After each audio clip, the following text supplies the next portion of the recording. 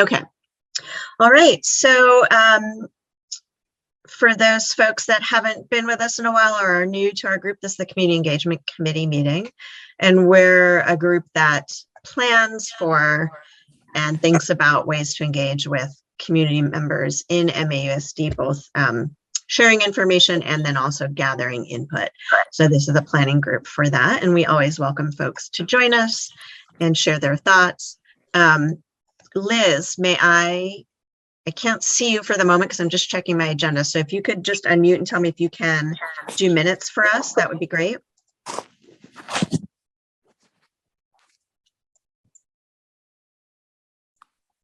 I can do minutes for sure. Thank you. Okay. And do you want me to send you? I already got a copy. You do? Yeah, I got a copy. Yeah, you must have, you sent it, so it should be good to go. I'm just trying to figure out how to get both screens up, but even if you can't see me, I am taking minutes. So, awesome. Okay. Okay, thank you. Okay, so let's just start by doing public comment and then we will introduce our guests. So is there anybody here who has a public comment?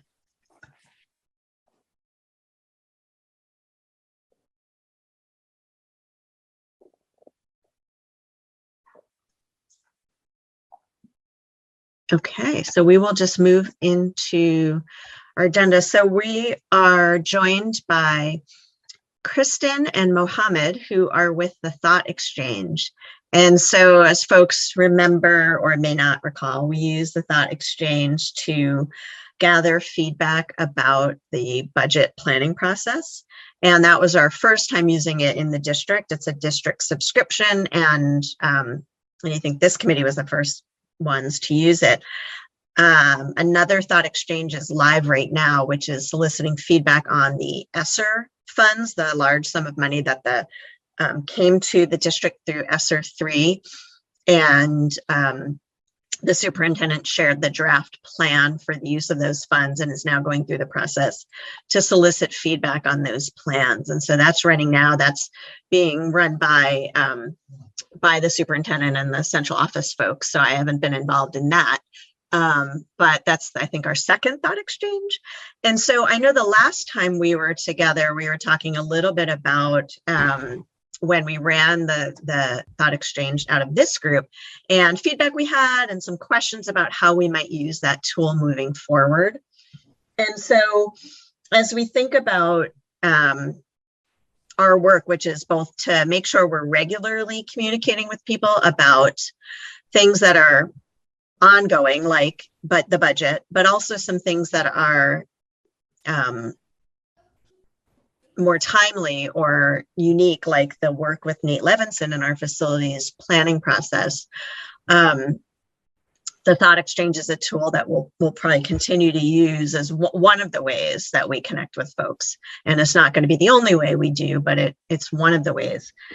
So I asked, and people expressed an interest in having Kristen join us, and Mohammed, I think, is our new point person for the Thought Exchange as well. So he's joined us. So we asked them to come and talk with us a little bit today. We've got about an hour with them. I don't know if we'll use that whole time, but I wanted to take advantage of some time with them to think about that tool specifically and how we could incorporate that into our work moving forward. I do also want to say that I don't know if other folks have a lot of things they're thinking about with respect to the presentation we heard from Mr. Levinson. And so we're not going to forget to talk about that. I really want to hear everybody's reactions and thoughts on that, but we'll start just in terms of being respectful of our guests. We'll start with the Thought Exchange piece, but I have shared that report with Kristen and Mohammed as they are thinking about what's really, on our minds in MAUSD. So I don't know, Kristen, if you and Mohammed want to just introduce yourselves or how you'd like to get us started, but I'll hand it over to you and then happy to help as well. Perfect. Thanks, Krista. I think some introductions are in order. So let's start there. Good evening, everyone. My name is Kristen Prevost. I'm zooming in today from Grimsby, Ontario, which is in Canada, about 25 minutes from the Buffalo border. My role at Thought Exchange is onboarding manager. So I work specifically with new thought partners on the education side of things. So districts just like you, and I work on getting the district up and running with the tool, ensuring that they understand the full capability, getting them launching exchanges, and ensuring that the leaders who are responsible for launching exchanges and digging into results are confident and comfortable doing so. So that's my role. I'll probably be doing most of the talking today, but do you want to give Mohammed an opportunity to introduce himself? And I'll also say at this point, Mohammed, at any point, please feel free to interrupt, jump in if you want. We talk a lot. Thanks, Kristen. Hello, everyone. Happy to be here. Mohammed Hassan. I'm new to Thought Exchange. This is first day of the 5th month. Super excited to be here and looking forward to be working with you folks in the future. Hopefully, Krista, with you. I met Patrick, I think must have been a couple of weeks ago, Kristen, right? My background is I've had some traction with the Canadian education landscape. I'm from Fredericton, New Brunswick, and looking forward to working with the American landscape now. So happy to be here. Customer success manager, so I'll be working closely with the team, I guess. But Kristen's gonna watch my back, hopefully. So once again, happy to be here. Please be patient with me because I'm still learning. So, yeah, thank you, and over to you, Kristen. Thanks, Mohammed. Do we want to do some intros around, since we're a small group as well? Would that be okay with you? Just gonna say that's perfect. Okay, great. Maybe I'll just call on folks as I see them. And so we have a mix of board members and also community members on this committee. So if you could just say the town you live in and whether you're a board member representative or a community representative. And I see Kim first in my left-hand corner. So can you start, Kim, and then just maybe pass it to someone else? Sure. I'm Kim Callahan. I'm a community member on the board, live in the district. And Kristen, I have to tell you that I think I went to a bonspiel in your town when I was in high school because I grew up in Buffalo, and I remember going there. You have a curling club there. We do, you? yes. And Yes. I that's hilarious. We've been talking, my partner and I have been talking about joining. I used to curl when I was a little kid, but it's been a while. So that's very Okay. cool. Yeah, so I know right where you are. So nice to meet you both. Sandy, why don't you go ahead? Hi, I'm Sandy Lee. I live in the town of Lincoln here in Addison County, Vermont, and I am a school board member representative. Liz, I'll just jump. Yeah, please go ahead.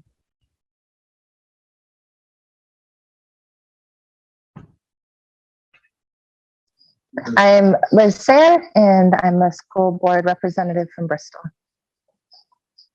And I went to Bristol Elementary, and my grandparents did, and my son did. So all the good stuff. We really appreciate your help with the Thought Exchange because I think it's been really, really helpful and a great tool for our community. You want to go ahead, Nancy?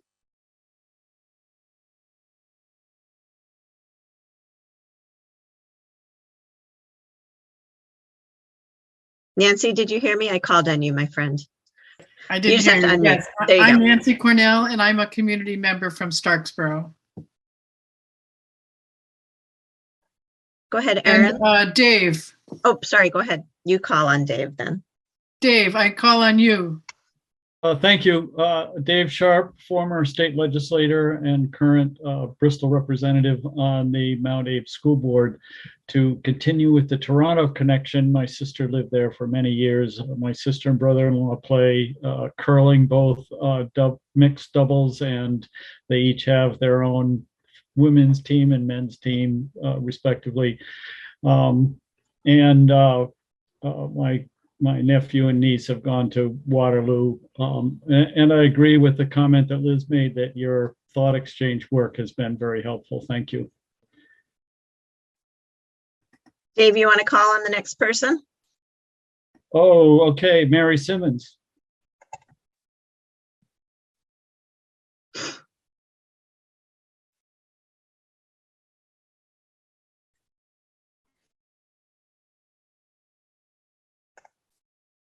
Hey, Mary. Okay, well, we'll move to, how about Erin? And then maybe we'll come back to Mary. Hi, my name is Erin Rub. Oh, yeah, I'm on. My name is Erin Rubel. I'm a community representative from New Haven, Vermont, and thank you both for being here with us. Okay, how about, I think it's Floyd there coming up as counter. It is. Hello, I'm Floyd Davison. I'm the business manager with MAUSD. Excited to be here and hearing a little bit more. Thank you. And then we have Donna. Donna, could you introduce yourself and tell us what town you're from?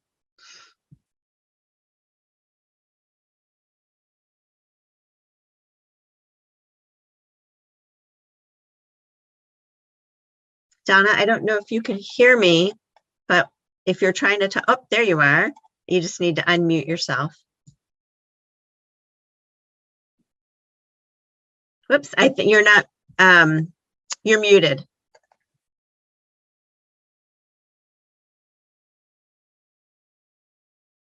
I can't hear what you're saying. If you want to unmute. Or I could maybe unmute you. I think I can do that. Oh, there. There you go. Hi, Oh. Donna. Can you just introduce yourself to us? I'm Donna Guile from Bristol, just a interested community member. Awesome. Thanks for being with us, Donna. My Hey, pleasure. Mary, can you just introduce yourself quickly and tell us where you're from? Yeah, sure. I'm Mary Simmons and I live in Lincoln now. Okay, awesome. So you can see we have a mix of community members representing, I think, all 5 towns and some board members. Perfect. That was wonderful. Thank you, everybody. And I do have to say, Vermont has a special place in my heart. I have a lot of family in Vermont. So I'm a little heartbroken that it's been over 2 years now. I was hoping to get there Christmas, but didn't happen. So maybe next year, maybe this summer, hopefully. All right. So I heard you had some questions for us. So I wouldn't mind sort of taking this session in any direction that it needs to go. But before we do that, I'm wondering if we need to ground ourselves in the basics. I am very happy to do a 2-minute, what in the world is Thought Exchange and why would you use it? If anybody on the call feels they need that. Maybe I'll look for a show of hands or a yes, please. And we can carve out some time to do that.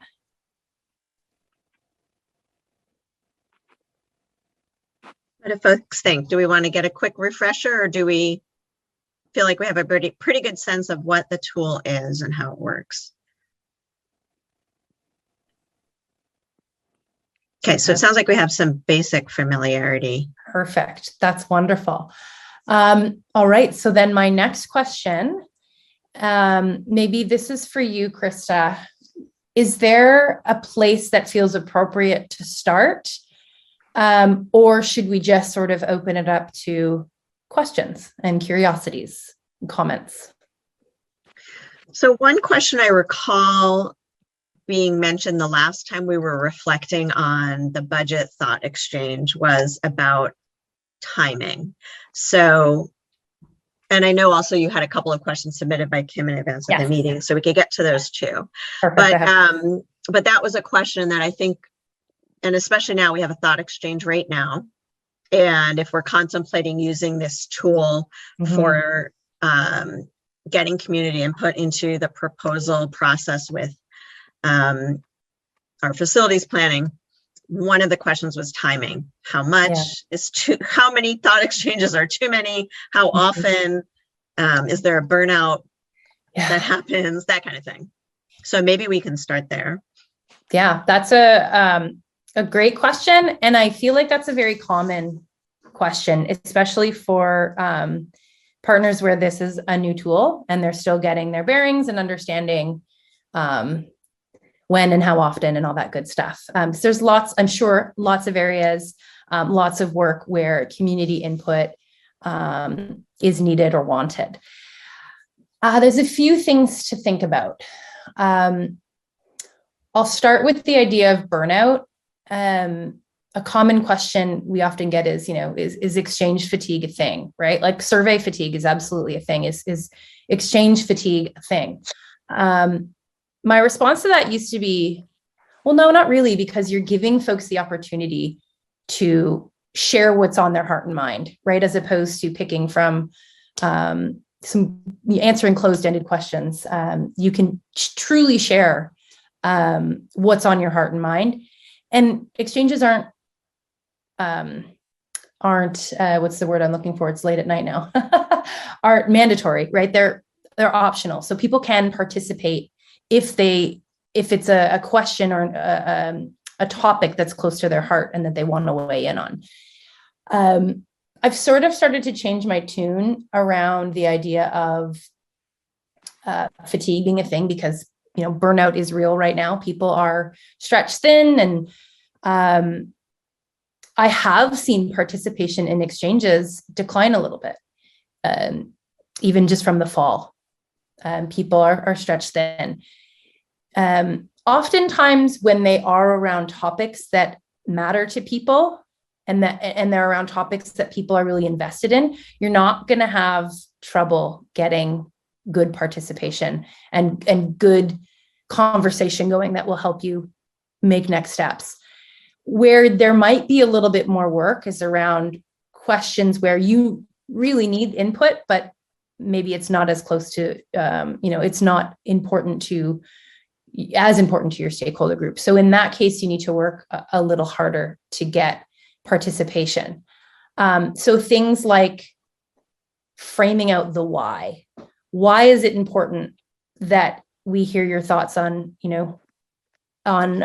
planning for next year's budget and how we spend our money? Why is it important now to have a very similar question around ESSER funding, a month or two later? Using that introduction to share context and the why, not just your why, but also what's in it for the participants. Why should it matter to them? And what progress do you hope to make? The more that you can share that context, the more that you're going to motivate folks to participate. Is that a good starting point? Awesome. Yes, Nancy, you have a question. I'm curious about what, typically in the data work that I've been involved in the survey work I've been involved in, one tries to get a response rate of at least 40% to know that you've got a feel for whatever the cohort is that you're aiming at. You've got a feel for what they're really saying and thinking. And it makes sense to me what you say, certainly about making it clear why, say, the board needs people's ideas. And I think it's also really important to let people know how the board's going to use the results and all of that. But I wonder if is 40% a rule of thumb that you kind of aim for? And if so, what have other school districts especially done to try to make sure they have a response rate that gives them a feel for the target community? Yeah, that's a really interesting question. And to be honest, in my 2 years of working here, I've never worked with a district that has had a specific response rate in mind, or at least that they've shared with me. Oftentimes when we dig into results, we'll take a look at those high level numbers, right? How many participants, and then any sort of demographic questions that were asked. And we'll sort of, I'll ask does this feel, was this what you expected? Was this a rate you expected? Sometimes it is, sometimes it's more, sometimes it's less. But we've never really worked with a target of 40%. I'm going to reach out to the wider team and get some thoughts on response rates for you. I think for us, we've always sort of focused on discussing with, and I'll say with leaders. And when I say leader, I mean the person who's creating and managing the exchange. Generally, what we focus on with them when we're creating an exchange is ensuring that the exchange is as inclusive as possible. So how are you promoting your exchange? Right? Who is your audience? Who are your stakeholders with any given exchange? And how do we access them? How do we make sure that they know about the exchange and have the ability to access the tool in order to share if they want? So that's generally where our efforts have been placed. And there's been some challenging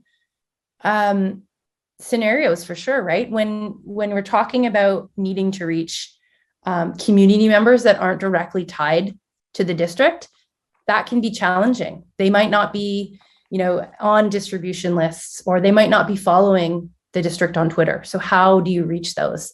We've had districts send out postcards with QR codes, mailed them directly to houses. We've had seniors in high school go to senior centers. And they called it, Seniors for Seniors, with iPads and Chromebooks to assist community members in participating in exchanges. So there have been lots of really creative ways at reaching hard to reach communities and groups. I know that doesn't. Awesome. Hi, Kim. Hi, I just want to follow up on Nancy's question. It was one of the questions I submitted before the meeting. I was just looking at the last thought exchange, and the number was 123 participants with 135 thoughts, but that the top rated response only had 19 ratings. Okay. So I might be kind of talk about what does that actually represent? Like, how does if there's 123 people but only 19 ratings? The information that's being provided. What are we looking at to get what we need? Yeah, that's a very great question. I'm wondering, Krista, would it be okay to use the first exchange, the budget exchange, to bring it up on my screen? Sure. Versus the ESSER exchange? Perfect. I can share what we're looking at. And so just so folks, I think, Kim, the one you're talking about is the ESSER thought exchange that's out right now. Yeah. And the reason I wasn't going to drill down is just because it's Patrick's exchange, but does it matter? Could I go into that one, or should I use the budget exchange? Krista, do you think? I don't think it matters, except that one is not, I don't know if it's more helpful to have one that's completed or that, I don't know. I think that one just went out, but you're welcome to share either one, I believe. Okay. Just don't want to share anything I shouldn't be. Can somebody give me the ability to share? If share not, your screen or share the thought exchange. Yeah. Share my screen. Okay. Let's see. If not, I can talk through it, but sometimes it helps. I think I should be able to do that. And Kristen, while Krista's getting that, I have sort of a related question about the ratings. And I don't want to divert from Kim's question, but maybe maybe the relationship is helpful. When I rated responses, I decided I thought just the fact that people were responding was great. So I didn't rate anything low. Mm-hmm. I rated things on the basis of how much I agreed with them. So there were no low ratings in my responses, and generally only high ratings in my responses. Otherwise, I didn't rate it. And different people are going to approach that different ways, and so that I guess we just need some help in interpreting the ratings, and that I think is in part a part of what Kim is asking too. Yeah, I'll address both of those. So let's take a look. Can you see Thought Exchange now on my screen? Yep. Perfect. Okay, I'm going to drill down into, let's look at the ESSER one. And before I go into the dashboard, I'm drilling down into the setup of the exchange. And what I'm interested in is the introduction here. So what I was looking for is this quick tip here. You will see and rate thoughts that others have shared. 5 stars equals strongly agree. 1 star equals strongly disagree. Perhaps you notice with your first few exchanges that maybe you need to, in your introduction, share a little bit more or provide a little bit more guidance around ratings. This certainly sums it up, but I hear what you're saying, Nancy, in terms of you didn't want to, felt guilty maybe assigning 1 or 2 stars. But I think what's important is that, we get participants, we get your community members comfortable in using the whole spectrum, and to look at it from the perspective of what is priority, and really reserving those 5s for ideas and thoughts that you really want to see implemented, and be a little ruthless. Use those 1s and 2s, and if it's something that you don't believe is priority in the moment, or if it's something that you don't think deserves focus right now. The ratings are what will determine priority, whether it's priority of a group or priority of a specific demographic, right? Because you do have the ability to disaggregate the data to see the rating patterns of, let's say, parents versus staff versus community members or students, right? So those ratings and distributing them properly are really important to the process.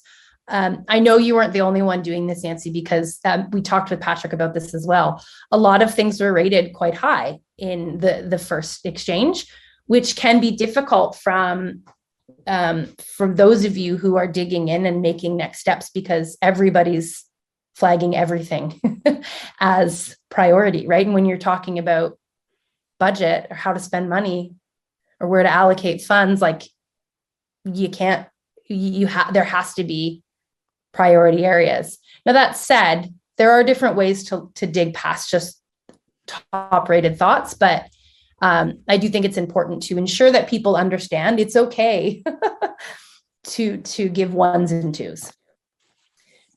There are different ways of doing that. So maybe it's coming up with some more specific guidance in your intro. Another thing you can do with your exchanges is you can add attachments. What we see done fairly often here is actually having, whether it's a leader, a district leader, maybe it's a student, maybe it's a staff member, talking basically through the introduction of the exchange, sharing the why and articulating next steps. And in that, video, you're putting a face to the exchange. And in that you can share, how rating works and why it's important to dole out those, 1s and 5s. Does that help? Awesome. I think, with all of these exchanges, the more that you use the tool, the more folks will come to understand. And don't be afraid to sort of course correct or share additional information on how you hope for people to show up. I do think if you can provide some examples from other places of guidance that you think is helpful, especially around the ratings, but also around things like how the results are going to be used. Just seeing some examples would probably be useful to our group. Absolutely. So I'm noting here examples of how to frame ratings. I'm also noting that 40% response rate. And then examples. Have we shared with you any examples to date, any district examples of results sharing? I'm not sure if we have or not. I think I remember seeing the presentation of another district or two that was like Okay. generated from the Thought Exchange itself, but it was pretty standard, I think. Okay, yeah, because we have some really great examples. And Kim, I haven't forgot about your question, I promise.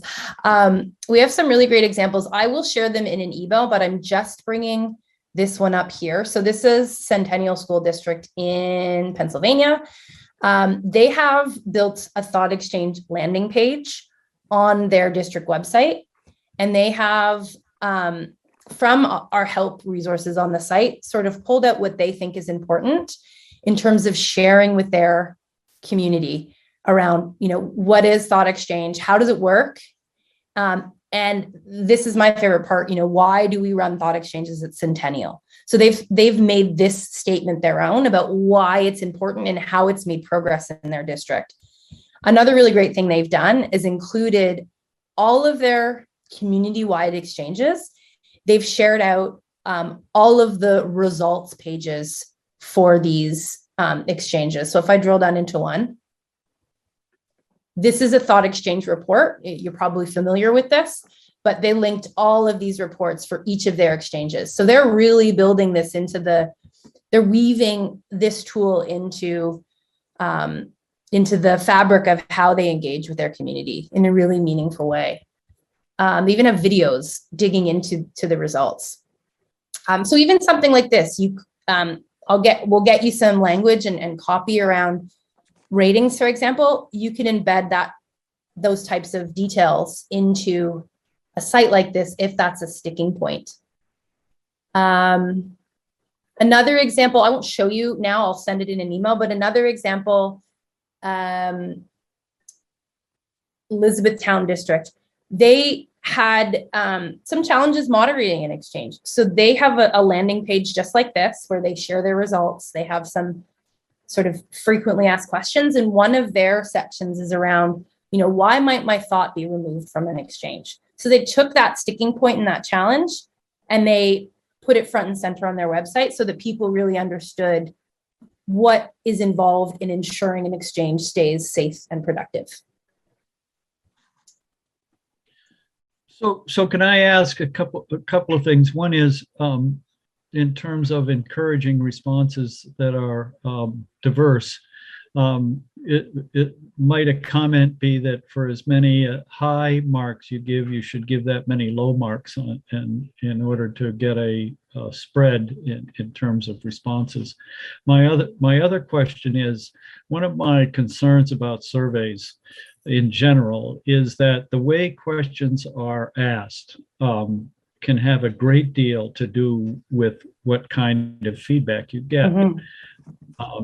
To the point where some are in fact called push polls rather than surveys. And I wonder how much influence you have over how questions are phrased in the presentations in the Thought Exchange.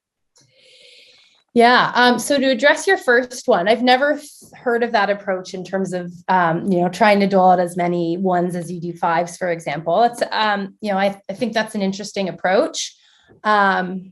I think at the end of the day, as long as people understand that they really should be rating from the heart and what they see as priority in this moment, not just, oh, that's a good idea, but that's important right now. I think that's really key. In terms of how the question is phrased, I couldn't agree more. Why don't we, if it's okay, just so while we stay on the topics of ratings, why don't we dive into Kim's question around ratings, and we'll circle back to question design in a bit. Okay. The other thing I'm going to do, just because I have Centennial up on my screen here, and earlier on in the conversation, we talked about timing of exchanges. It's worth mentioning here that this district has done a phenomenal job at coordinating their exchanges. So they, have multiple leaders running exchanges. Each of these leaders have their own priorities and goals that they need to meet and challenges they need to tackle. We meet with them monthly, and they are great at sort of setting out a calendar months in advance for exchanges they plan to run. I have agreement from them to share an email that they sent to staff around letting folks know, you're going to see a number of exchanges from us over the course of the next few months. This is, it's important that we hear from you on each of these topics. They're topics they're decisions that affect you. And, the amount of exchanges that you see is intentional, it's coordinated. So please, so they gave folks a heads up of what to expect, which has worked wonders with participation levels among staff. So I will share that with you so that you have sort of their framing around managing multiple exchanges. But I do want to highlight that sort of mapping out the future and where you anticipate using the tool for engagement and who you plan to use it with, I think will be important. All right, so let's get to the ratings question from Kim. So I'm going to go into the ARP ESSER. So this is I'm going to go into the dashboard of the ARP ESSER exchange. And I'm going to go to the thoughts screen here. So actually, I'll take a step back. So right now, this exchange is still active. 129 participants have shared 137 thoughts. So, and then they have distributed at this point a little over 2,000 ratings across those 137 thoughts. When you drill down into the thought screen, for example, you'll be presented with the highest rated thoughts first. So you have a few here that are sort of tied at a 4.4. We use Bayesian average as opposed to simple average. So it is a weighted average based on taking into consideration the number of people that have actually rated the thoughts. So if something has only 2 ratings and they're, both are 5-star ratings, it's not going to be at the top of the exchange with the 5-star rating because it hasn't had as many eyes on it. So we do want to take into consideration how many folks have rated. So I think, Kim, what you're really focused on here is the number of ratings that this top thought, for example, has received to date. So while there are, 100 and over 100 folks in the exchange, this thought has only been seen and rated 20 times. The reason for that is because we have a few algorithms at play when you're participating in an exchange. One of them is working to ensure that all thoughts are seen as equal amount of times as possible. So there's no way that that every thought is going to be seen the exact same amount of time unless everybody is rating every thought. That said, if this exchange closes tomorrow, let's say, and I'm participating for the first time tonight, or I'm adding new thoughts tonight, the algorithm will prioritize my thought to try and get it up to the top, the thoughts that have been seen the most. So it's trying to ensure everything has equal weight in the exchange. That said, big exchanges, the thoughts are, unless people are rating tons of thoughts, they're not going to be seen. You won't see crazy numbers there, is I guess what I'm saying. Right now, if we look at the ratio, the ratings ratio, each thought has been seen and rated about 16 times each. So if you want that number to go up, people need to participate. So that's where sending reminders and encouraging folks to get in there and continue to participate becomes really important. Just so you know, an ideal ratings ratio for an exchange of this size or any large exchange is 20 or above. So this is actually quite good. Hopefully that number will be above 20 by the time it closes, but you're not doing too bad. This tells me people are engaged. Can I just ask, so on your last screen that you showed that 20 people had rated that first thought, or the top thought. Yeah. It's 20 people have rated it? 20 people have rated it. 20 different individuals have rated it. Okay, out of 123 people that have participated. Correct. And do you have sorry, I was going to say, do you have a ratio internally that you look at as making it a successful, because it seems to me that one of the biggest values in this product is the rating aspect of it. So it's so important that people do the rating, not just the thoughts.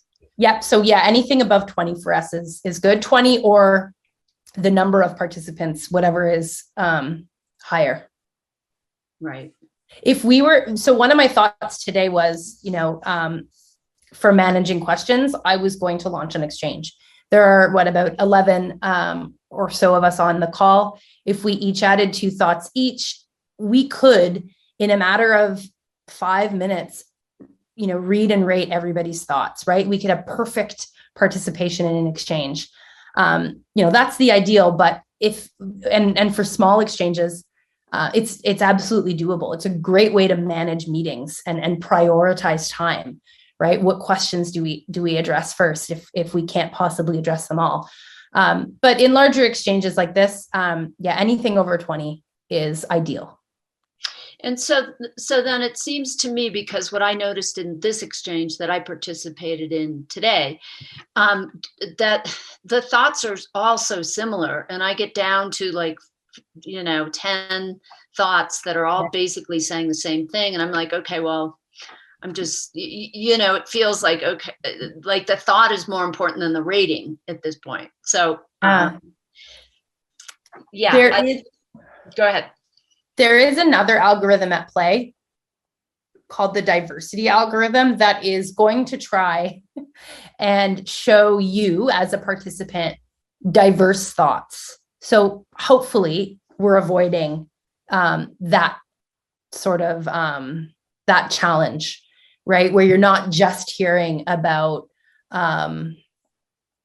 one topic over and over and over again. So there is something trying to ensure you see diverse thoughts. But absolutely, when you open it up to allow people to share what is priority to them, sometimes you're going to, hear the same thing over and over again, expressed a different way. So would you encourage participants to participate more than once, like not just to go in at one point in time, but to go back in, even if they don't share another thought, but to go back in and rate additional thoughts? Absolutely. Yes, because, and we have some helpful help articles. One is around reminders, and it gives text, like tried and true text you can use to send your reminders. In that text, or in that copy, there is a line about, going back into the exchange as new thoughts have been shared. One thing you can do too, sometimes it's nice, sometimes it doesn't resonate, but the word cloud can be a nice way to motivate folks to get back in. So you could take a screen capture of this and, include it in your reminder that,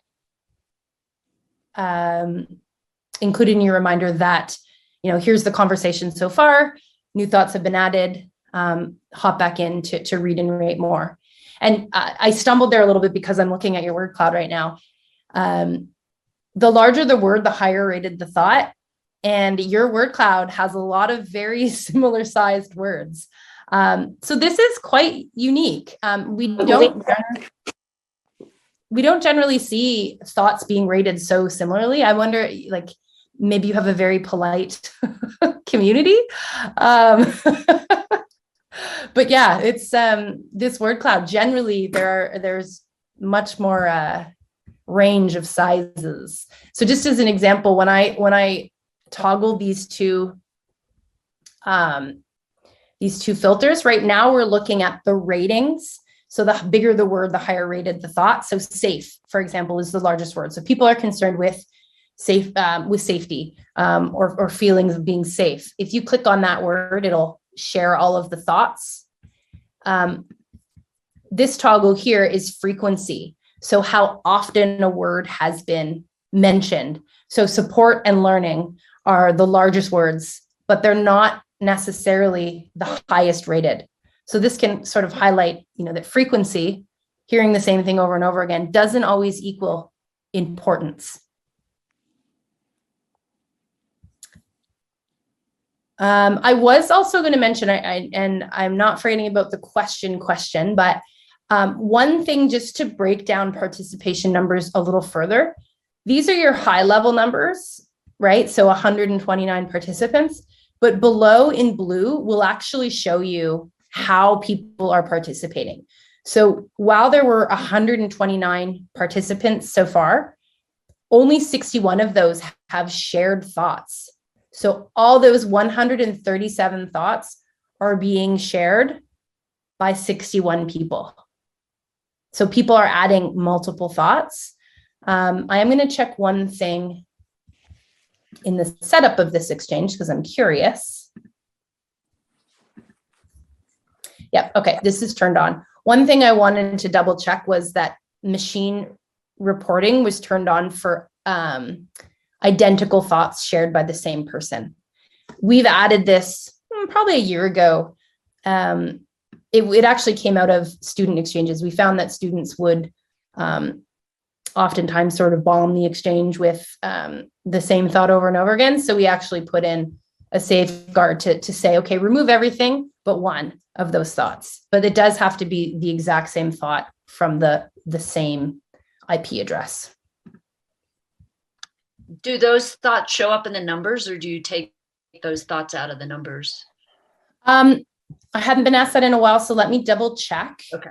I think, Kristen, I think that the Thought Exchange creator, I know when I was doing the budget one, I was able to see the moderation, like what was, I'm pretty sure I could see that. So I would guess, the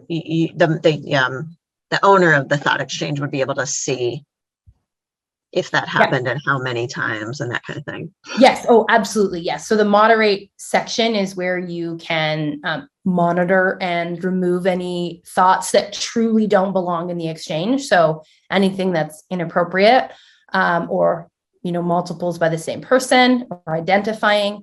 But I can't. So, we could test it, but I'll just double check. If you remove 5 thoughts, does the total number of thoughts decrease by 5? That's what you're asking, correct, Kim? Okay. Yeah, that was because that's very telling. If then you can, from an outside perspective, realize that maybe there are some people saying the same thought over and over and over again to skew it. Okay. Okay. Any other questions about ratings before we move on to the question?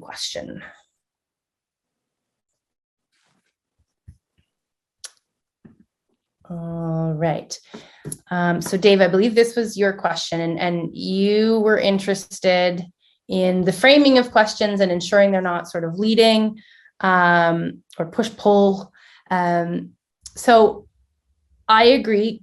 The way that you frame a question is really important.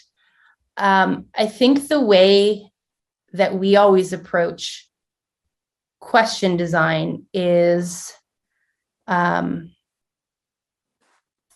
what's the goal of the exchange? This doesn't necessarily address any sort of bias on behalf of the question designer, but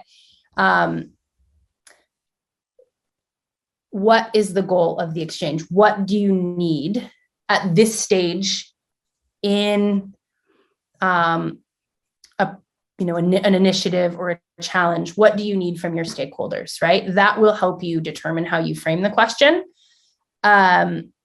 So think about it in terms of, do we need input? Do we need, input in order to help us make a decision? Do we need feedback on a decision that's already been made, or a proposal? Do we need to hear what roadblocks exist? Do we need to ask folks what they need, or what thoughts and questions that they have? Do we need people to share ideas with us, right? Depending on what your goal is, that's going to help you sort of craft your exchange. Now, in terms of how much influence we have in crafting these questions, myself and Mohammed in our roles frequently assist in sort of question design. And we have a studio built right into the tool, right into the Leader app. And it's a treasure trove of tried and true questions.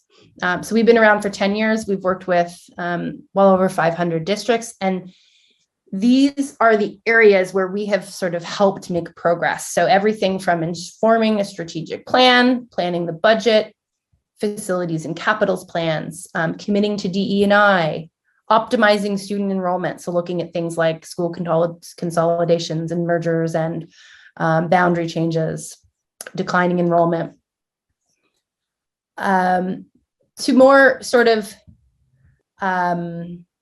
open-ended or generic types of questions, like how do we have large discussions effectively?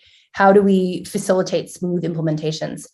All of these different sections, if you drill down, have questions, up to 5 question examples. This is a great resource for those that are going to be responsible for crafting questions, because you can take virtually any of these and change it to make to meet your needs, right? I come here for inspiration when I need to help folks. I always look at the top half of the question, right? What are your thoughts and questions about XYZ? What are some important perspectives? So this is something early on in a process, right? That you might ask of your community. What are some important perspectives you'd like us to consider, as we make a specific decision or as we face this specific challenge? So this here is sort of our go-to resource and our leaders' go-to resource for question crafting. Does that help? Yes, it does. And I think, from my perspective, although I think the tool itself is effective, is that you guys are in Canada and don't have a axe to grind, so to speak. And I think there's just probably 60 or 75% of the surveys out there, the goal in mind that you talk about, the goal in mind is to get people to support what I want to do. Yeah. That's the goal. And so you frame your questions so that by the end of the survey, sometimes it's blatant, so yeah. Blah, blah, blah, blah, blah, blah, blah. Do you think what I'm about to do is a good idea? So my biggest hope, I want the tool to be a quality tool. Mm-hmm. But actually more important to me is that your oversight is such that the tool is used in an even-handed manner. And that's our hope as well. We certainly, when we act as advisors on exchange creation, our aim is to ensure that folks have the right intention in mind. And generally when they're using this tool, they do. But, even just a simple question of, are you, okay, if you ask this question and you hear, and you're dead set on, updating the turf at the high school, but you hear from your community that they want to address the middle school auditorium, are you willing to pivot or change course or consider what folks have to say, right? So I think we try and ensure that folks are using the tool in a way that's going to allow all voices to be heard and considered when decisions are being made. Thank you. You're welcome. I know we're coming up to 7 o'clock. Are there any other questions we can address? I know, Kim, you had a few more. Happy to talk through them now. Happy to share over email. Whatever works best. Thanks, Kristen. I think they were answered in the other descriptions and explanations. Just quick follow-up to Dave's question. One of the things that I thought about is the disparities of the thoughts in terms of the language that people use. When somebody has an axe to grind and they're using sort of negative language, personally for me, I would rate that much lower because it's so negative. And so I don't know, is there anything that you do in terms of encouraging people to, and I think the shorter sentences, that only so many characters, is helpful, because if you take the emotive words out, you have more of what's important. But I just find that's, I don't know, somehow I struggle with that. But we want everybody's voice to be heard. But if people don't present it in a way where it can be heard from a good place, it can be hard for that point to get across. So, yeah, absolutely. Yeah. And I would also say that, if that thought is likely also getting high ratings from people who feel that person's frustration or aligned with, whatever it is they have to share.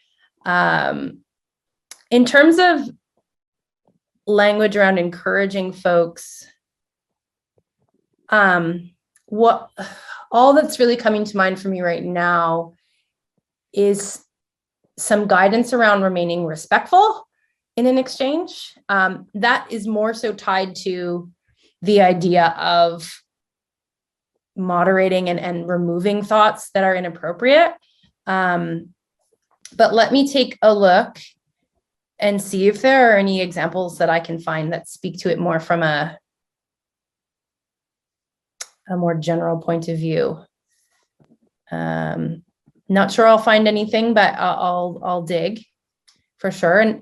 And maybe these are areas where even if I do provide you with some examples, making them your own, right? Making them MAUSDs and having them as, you have your own little set of quick tips that you use in every exchange, right? With every exchange, that little snippet goes into the intro of everyone, so that it's in your language and it's addressing, your challenges specifically. Well, it could be something to the effect of just saying to people, we really want to hear what's important to you. And if you could share it in the most clear and, straightforward way, it's easier for us to understand the issue. Because if frustration is an issue, the frustration will come out. But is frustration the issue, or is the issue actually, the thing that the person doesn't have enough characters to talk about because they're talking about their frustration? Yeah. So I'm just, people have to kind of own their own input. But, I always try to put myself in other people's shoes and think, how do you make it easy for them to be able to get their point across when it might be an emotional issue? Yeah, no, absolutely. One tool that we've recently added about a month ago, actually, is so we've always done AI generated themes, right? So it's just looking at keywords and frequency and bucketing them by keyword. But we also now have AI sentiment themes.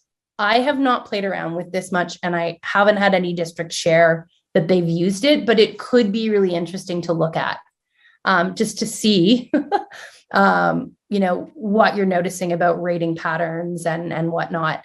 The way that this has been designed, you have 3 buckets, so positive, negative, and neutral. And from what I understand, they tried to be really it needed to be obviously positive or obviously negative for it to fall into one of those buckets. So I was told that, the neutral category will likely have a lot more thoughts in it than others. So let's just play around with this here and see. Yeah, so 110 thoughts in neutral in this exchange versus 26 positive and 2 negative. So it'd be interesting if you're interested and you have access to the dashboard of any of these exchanges to sort of play around and see what you notice. We are always happy to take feedback, what's working, what needs to be improved. Mohammed and I, we will share that back with our product team. A lot of functionality you see is because of feedback from folks like you. So please don't be shy with your feedback. One thing I was thinking also is that, in general, my hope is that the more we are asking folks for input, the more we can, and also how we ask the questions, like the degree of specificity, the more we'll get, more specific information and maybe less. I mean, folks should always have the chance and opportunity to vent, but I think if people feel like they're getting lots of opportunities to do that, it might help in future exchanges to have some more specific info. I agree with that approach. I think 2 things that I want to mention there. One is that closing the loop with every exchange is very important. So going out to your community and asking for their input or their feedback, their voice, that's great and wonderful. But if you do not share back what you heard and people don't see that, participation in the conversation that unfolded, they don't see that change being made based on that over the course of time, they're not going to have faith in the tool, right? So asking the question is great, but closing the loop or continuing the conversation is very, very important. Very, very important.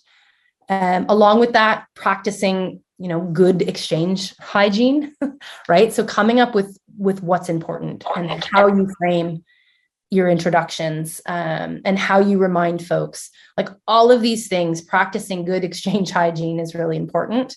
And then third, have I lost my thought? Sometimes it's a cadence of exchanges, right? You ask a general question to start, and then based on the conversation or decisions that are made, you start digging into different pieces. So it's not necessarily in one and done. In fact, with large challenges or initiatives, taking an iterative approach is ideal so that you can be specific and you can tackle what you need right now. Not every exchange is going to be community-wide. Some are just going to be with staff. Some are maybe just going to be among a committee to ensure you're spending your time and energy wisely, helping you prioritize brainstorming amongst a smaller group. So, start thinking about different ways to use the tool, different audiences, different scale and scope of work. It's great to go out with big, broad questions, but it's very helpful to dig deep as well.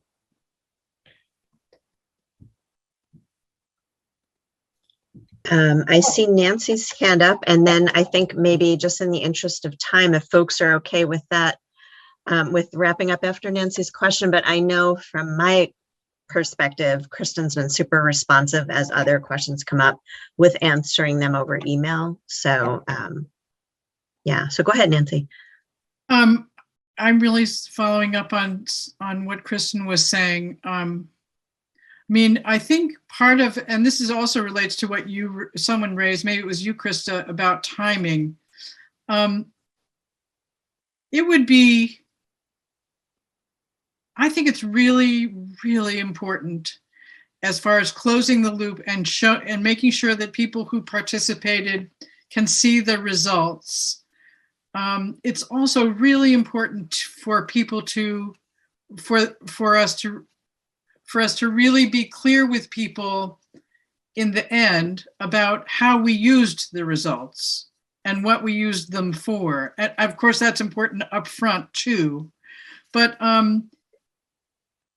you know, we can make ourselves feel like we're engaging the community by soliciting input and never using it, by asking questions that we really already feel like we know the answer to.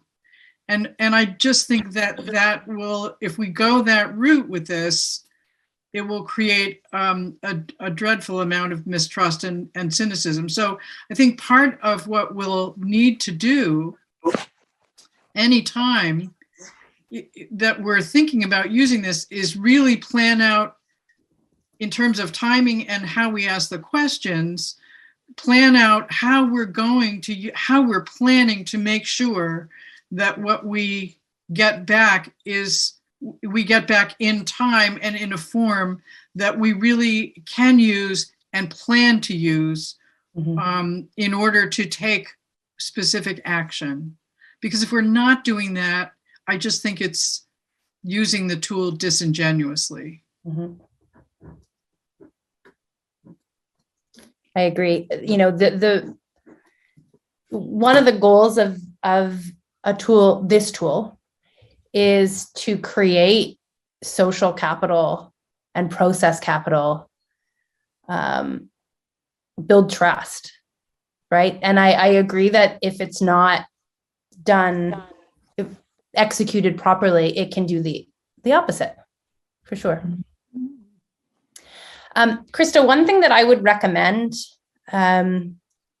is perhaps, you know, it doesn't need to be this large group necessarily, but if we were even just to meet with you or a few folks on a regular basis, let's say 30 minutes once a month or every 6 weeks, just to touch base and assist with some of that planning. I think that would be a really effective way to ensure that you're getting the most out of the tool. Would that be something you'd be open to? Yes, and I think it would probably make sense to connect with Patrick about that too, so that we're in sync with what he might be planning, if it's beyond just internally within, you know, staff, if it's going out to the community. That's a great idea. And then that way I can be regularly getting questions back and forth from this group to you. And perfect. Great. Was this a good use of an hour? Yeah, thank you so much for joining us. And great to meet you, Mohammed. And we'll definitely want to connect again pretty soon, because we'll be thinking about this big report and what our next steps are and how to make the thought exchange a part of the engagement with the community going forward. So absolutely. I think the sooner that we can touch base on that, the better. So just, we'll follow up tomorrow with you directly. And then if there's anything that we need to connect on soon, just let us know your timelines. And great. Can you just make me the host again before you zip yeah. So before I end the meeting for everybody? Yes, please. Let's see.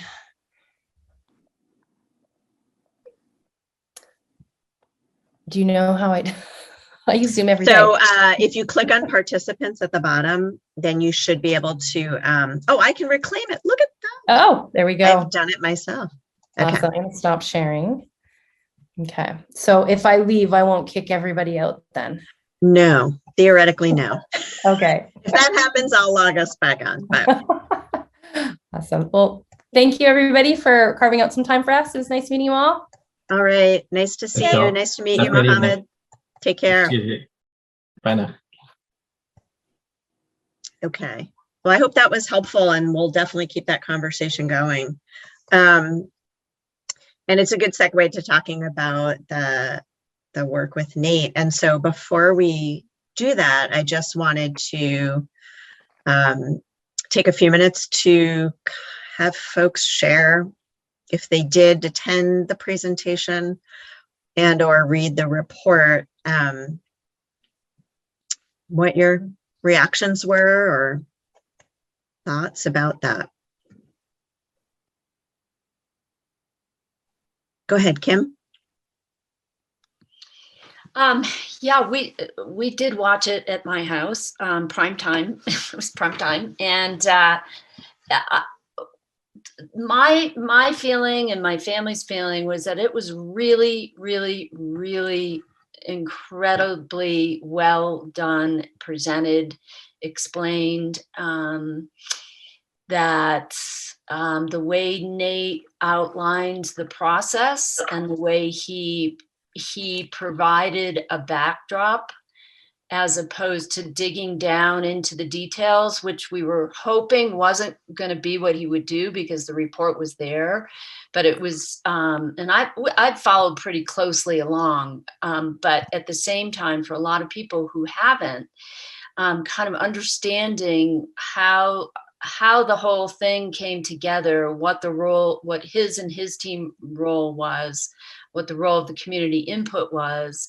And then I think most importantly was what the possibilities were for our district. So it felt really informative. It felt really hopeful. I think the fact that he provided some additional possibilities for us, given some of the criteria and the things that our community valued, and the fact that he provided some good feedback and possible ideas. All in all, you know, I and my family and a couple of friends that I know that sat in really thought it was a great presentation.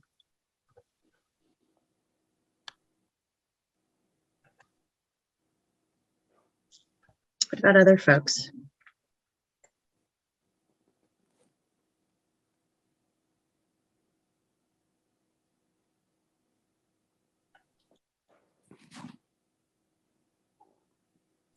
Go ahead, I Nancy. would just agree with what Kim has said. I think the work is impressive, and it was so heartening to realize and see someone from. I'm sorry.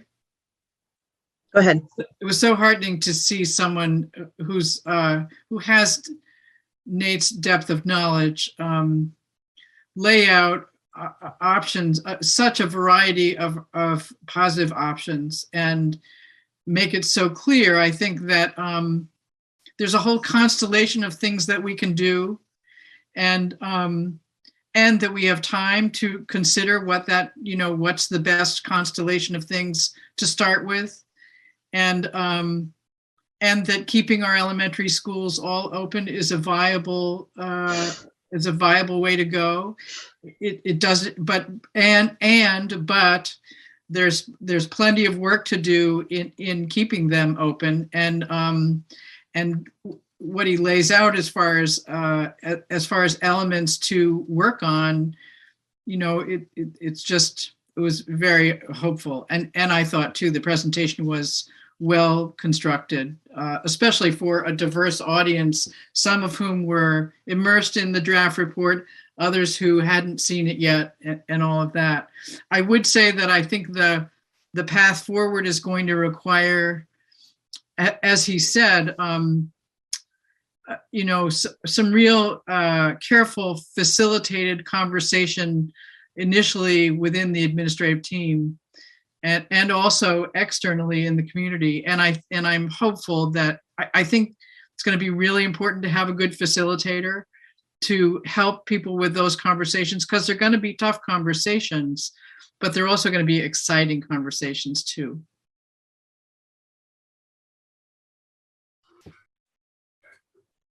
Nancy, Sandy, when you say like a really good facilitated, like deep discussion within administration and outside, can you give me more concrete about what you mean? Well, so for example, some of the ways to go forward have to do with making some new decisions within the administrative team about who has the authority, who is supervising staff, who is making decisions about the budget, what decisions can principals make, and what decisions are out of their purview, those sorts of things. And that points to a different way of operating than things are operating right now. And I think that the administrative team will be open to having that conversation, but I think it's going to be essential for there to be a knowledgeable and skillful facilitator helping them have that conversation. And to be honest with you, go ahead. So I was thinking, so that helps me because I was thinking, based on what you said, like principals get together with administration, maybe with someone like a Nate Levinson to facilitate what he really means by these suggestions in a concrete manner. Like, you know, in theory, I'm over here and I have a sort of an idea what he's talking about, but even hearing you talk about how that actually would take place within, if those are the decisions they need to make, I could see Nate really lending some real clarity about what he means and what he thinks would actually be helpful. And then what do they think? You know, like, how does that jive with, you know, currently how they do things and things that seem possible? So that sounds like a great idea. And as a board member, I don't know how, I mean, Krista has an idea. I don't know how does that work? Because again, you know, we're the board, we're not the administration, you know, in the steps moving forward. We could always ask Nate for that, maybe. Well, I think your agenda for Tuesday night points in that direction. And, you know, I think that what I'm picturing, I don't think I have a very good picture yet about the community conversation, or especially where in the process it happens. But right. I think that Nate and Carla would be instrumental because of their depth of knowledge in helping the administrative team work through some of those decisions, or at least work through, for example, what does bounded authority really mean, and what are the bounds, and there's lots of ways that could go. So they'll help people look at the alternatives. And in the end, what I'm picturing is that they would come out of that series of conversations with a recommendation to the board. Got it. I like that. Thank you. That last part helps me connect it back to us. Obviously, we have to get the community part in, but from that direction. Also, you know, not even just that piece, the bounded, I forgot what it's called again. The term that bounded autonomy. Yeah, the bounded autonomy, but also, you know, he actually addressed the issue of more effectively implementing coaching and how you could more efficiently do so in a more cost-effective manner. You know, and that he clearly has expertise in that area. He wrote the book, you know, from which that we were looking at this coaching model in the theory. Yep. So also a recommendation on how they think cost-effective wise, like that they can implement the suggestions that Nate has made, you know, around that piece, because I think that addressed a bunch of issues. The whole idea around a different way of budgeting, right? Where principals have, you know, where there's a formula for what each school gets, and the essence of the formula, you know, the elements of the formula for determining that. There's not one way to do that. There are multiple ways you could do that. And I think he and Carla could help people think that through, especially with the, you know, he spoke so highly of the business office's capabilities, of the understanding that Floyd has. I mean, he didn't mention Floyd, but he had to be talking about Floyd.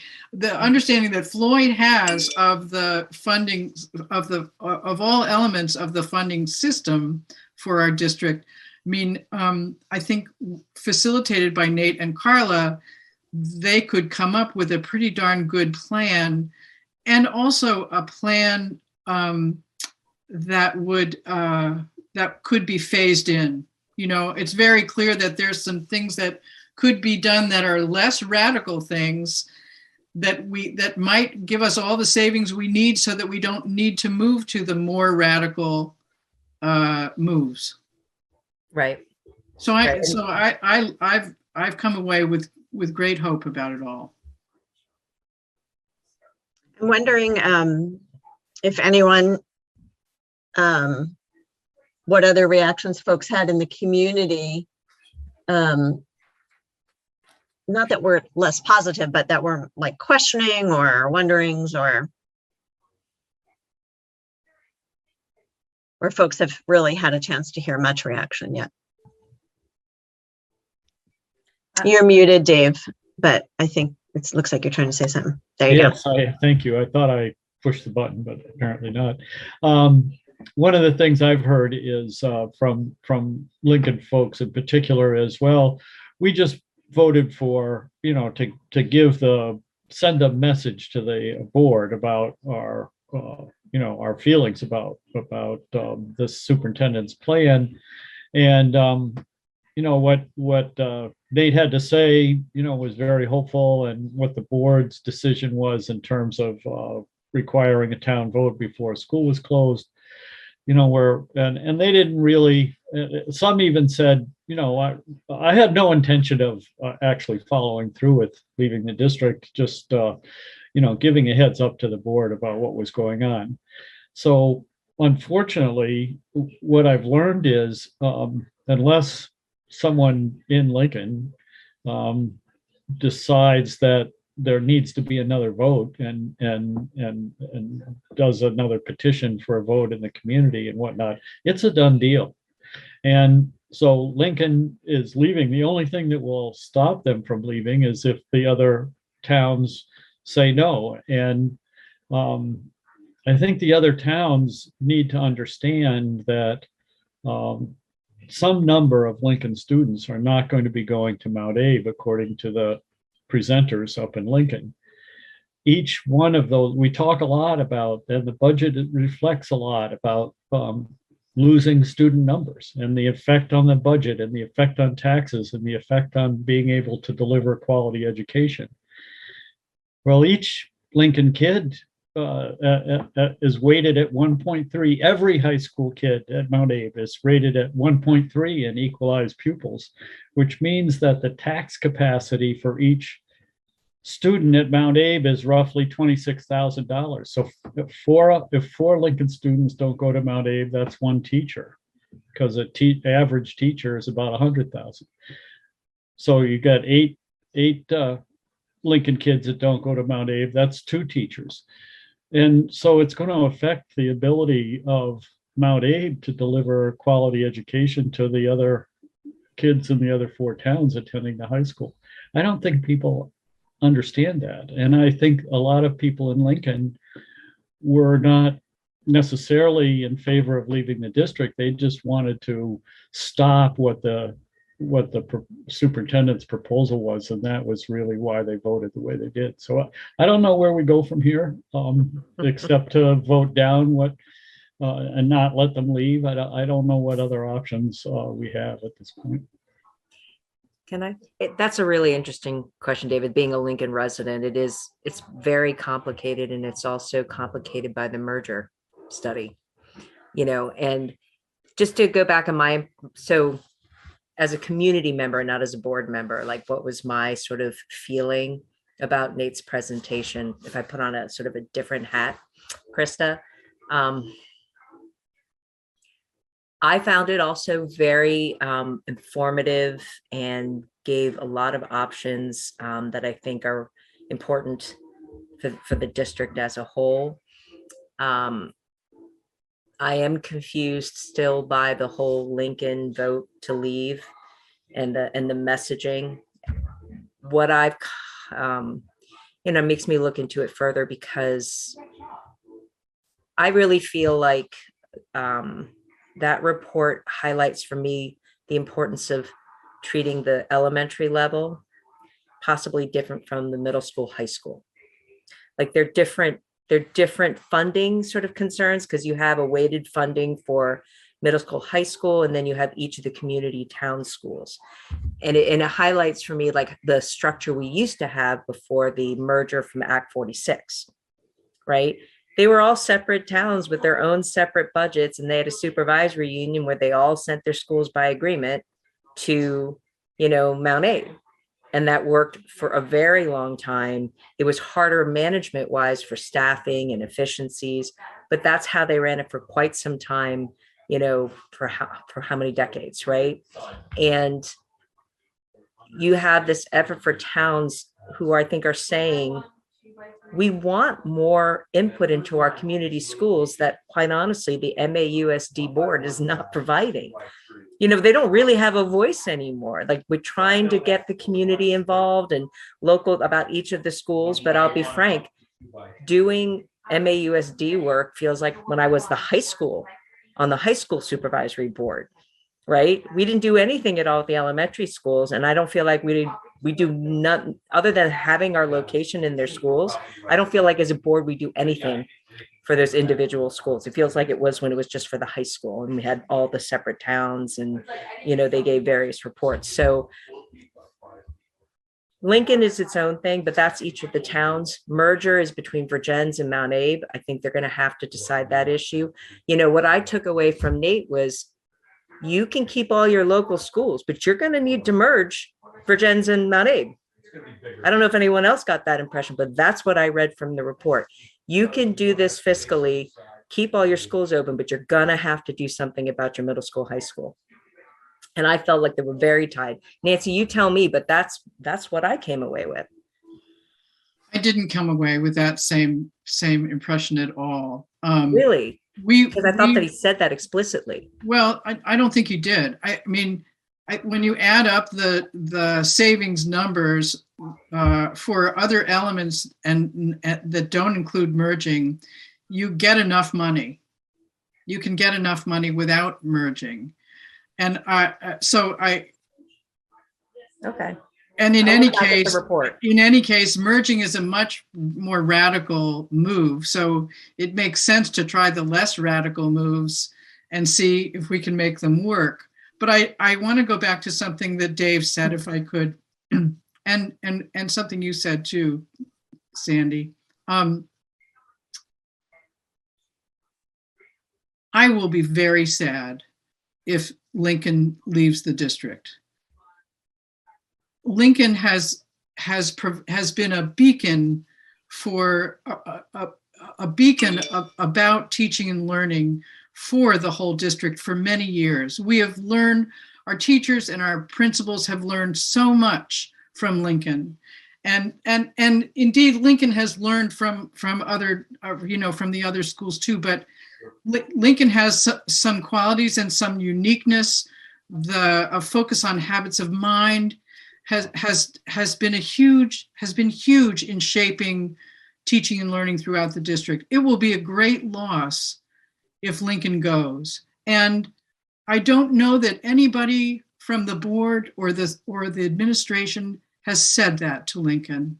I sure wish they would, because it's true, and lots of people know it. So that said, I also would say that if Lincoln wants to go, I certainly don't want to stand in their way. I will miss them terribly. It will be a great loss. And I don't just mean, when I say that, there may be, as you say, Dave, a financial loss, but if you look, pardon the expression, the spiritual loss to the district will be huge. All of that being said, I have talked to other people in Starksboro as well as in New Haven since Nate's presentation. And I would say that Starksboro is still considering seriously a withdrawal petition. And we're hoping we don't have to go that route. But really what we need to know, we've gotten some assurance from the board, and that is great. But here we have a merger study committee that is that has authority of its own and could easily decide to recommend merger with no articles of agreement that guarantee the vote of a town in order for a school to be closed. So unless something happens with the merger study committee, either the Mount Abraham board sends a message to the merger study committee saying, we need you to have this article, and we need you to give this assurance, and if you don't, we can't support your further work, or something along those lines. If we can't get that, we're going to feel we have to go forward with a withdrawal petition. And it's, honest to God, it's the last thing I want to have happen. But we're running out of time, and we're running out of ways to be more convincing. So I hope that that's on the table, because it's really real for Starksboro.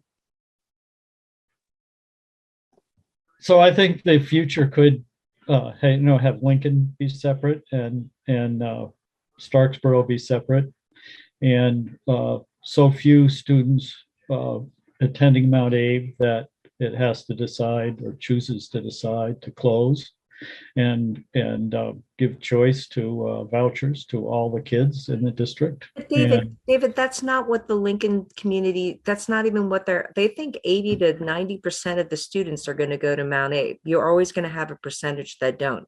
I've had several discussions. That's a wish and a hope. That's what that is. That's a wish and a hope. You got two choices up there in Lincoln, presuming you go separate. As far as your high school students are concerned, you can voucher them. You give them some fixed amount. I think it's somewhat in statute. I think it's like $18,000, and you give them a voucher to go to any school in the world. That's what passes. We actually have Vermont kids going to high school, or did when I was in the legislature, in Sweden and in Argentina on Vermont taxpayers' dime. So that's one option. And by the way, because of the US Supreme Court, that includes Rice and other religious-based schools. Right. You'd have the other option, your own kid. Yeah. The other option that Lincoln has, if they're separate, or Starksboro for that matter, is to negotiate with up to 3 schools to become designated schools. Right. In which case, if it's Ripton and Lincoln, for example, they might designate Middlebury and Bristol. And so you have a certain number of kids go to Middlebury and a certain number of kids go to Bristol. But it's a complete unknown as to how many of those kids are going to go to Mount Abe, except for the fact that we know with vouchers that poor kids are going to go to Mount Abe, and kids from homes of means are going to go to CVU or Middlebury or Rice or Green Mountain Ski School or wherever, and there'll be fewer students at Mount Abe. That's my prediction. You don't have to believe it, but that's what I think. I'm not. So I was hoping we would talk less about Starksboro and Lincoln and more about what's happening at the merger study committee, because I know you're on that. I can't remember. Is anyone else here on the merger board? So what I would say about that, Sandra, is one of the really striking things in Levinson's report is expected student population in the elementary schools and at the high school. Right. And the elementary schools are going to hold over the next decade are going to be pretty level. Right. So the number of students in classrooms and the providing of education in elementary schools is much less of a problem, except for the money, because what's happening at the high school is that we see a significant loss of students over the next decade. Right. Each one of those students counts as 1.3 when you're calculating tax impact on the community. So we're gonna see a somewhat dramatic reduction in the district's ability to raise money via taxes to pay for education for our kids. And so that says, and Nate Levinson said it, is you've got to figure out what you're going to do about high school. Right, and that's why I don't have an answer for that. I don't think I'm not particularly pleased about the merger, but I don't have a different answer. Did anyone else come away with so I read that same information, the stats about the high school, middle school, and the numbers declining, because we dropped at the elementary, now it's passing into high school, but the other ones are pretty much plateauing. They're kind of staying somewhat the same, right, in the elementary. So I got that impression as well. And then I got the impression of you're going to need to figure out what to do about your funding in the middle school, high school, because of those dropping numbers and if it continues this way, the funding piece, right? So that's really where, when I read the report, I have to go, I don't have it in front of me, but that's why Nancy, I came away with, he's like looking at us like, you need to figure out what you're going to do, which made me think about how are we going to work as our MAUSD board with this report with the merger study committee. And I appreciate I've been thinking the same lines as you had, Nancy, in terms of what we really need to be doing at the board to really be saying, what are you guys doing over there in the merger study committee? And can we do anything to, say anything or pass anything at our level that has any effect necessarily other than, at the merger study committee. And the board could decide to withdraw, couldn't it? The board could decide to withdraw from the committee. I think it can. I imagine it must have that ability, but I don't know specifically legally. I haven't looked at the forming and the exit. And also the board, the merger study committee could be trying to do all the work it can to see if anything will float and ultimately decide on its own that nothing does. Like they can't do it without participation and they could just drop it. The merger study committee could decide to put a hold on its work and let the work of the Levinson report and the work that's going to come out of that, let that happen rather than muddy the waters with a whole other process. Go ahead, Kim. Sandy, I heard what you heard in the report about the middle and high school. So I just want to say that, but I also, I go back to the fact when we did our community survey, we had 70% of the people who said they wanted the district to pursue the possibility of a merger with Virgins. So that was community input that we had gotten. And, part of, I feel like the effort to move forward with that came from us asking the community what they were interested in. And I also wonder about just we talked about this with Nate's work, and that the board had offered the community an opportunity to present alternative proposals. And why wouldn't we let that process play out to the point where either things are going to be an issue or they're not going to be an issue, and to make issues an issue before they're an issue feels like a lot of unnecessary angst in it, and sort of reasoning about things that haven't happened or aren't real. And to suppose every single outcome is sort of mind-numbing in the sense that you don't know which way things are going to go. And certainly providing input and asking for clarification or about the interests of the towns that are going to be affected by that in the school along the process is certainly important, but derailing the process in my mind feels counterproductive and counterintuitive. And I sort of feel like that's kind of what's happening in our district. And it's almost like that. You can't talk about kids when they get to be 3 and 4 years old and they won't take yes for an answer, that they push and push and push. And you just, you say, yeah, okay, we'll do that. We'll figure out another way. But that still isn't enough. And so at some point, I feel like we have to take a look at what we have, what we've agreed to, what the community has responded to, and to be moving through the process. And as somebody just said, the merger study committee might say, this isn't going to work.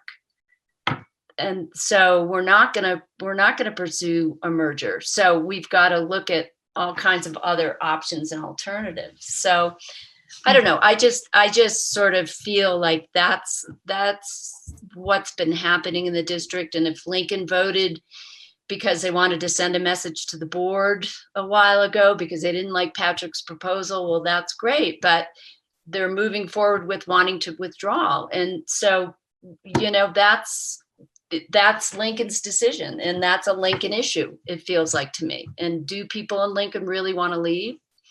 You know, the town. That's a good. Hang on, Sandy, question. hang on. I see Aaron's hand up, and I just want to make sure that we give space for everyone. Go ahead, Aaron.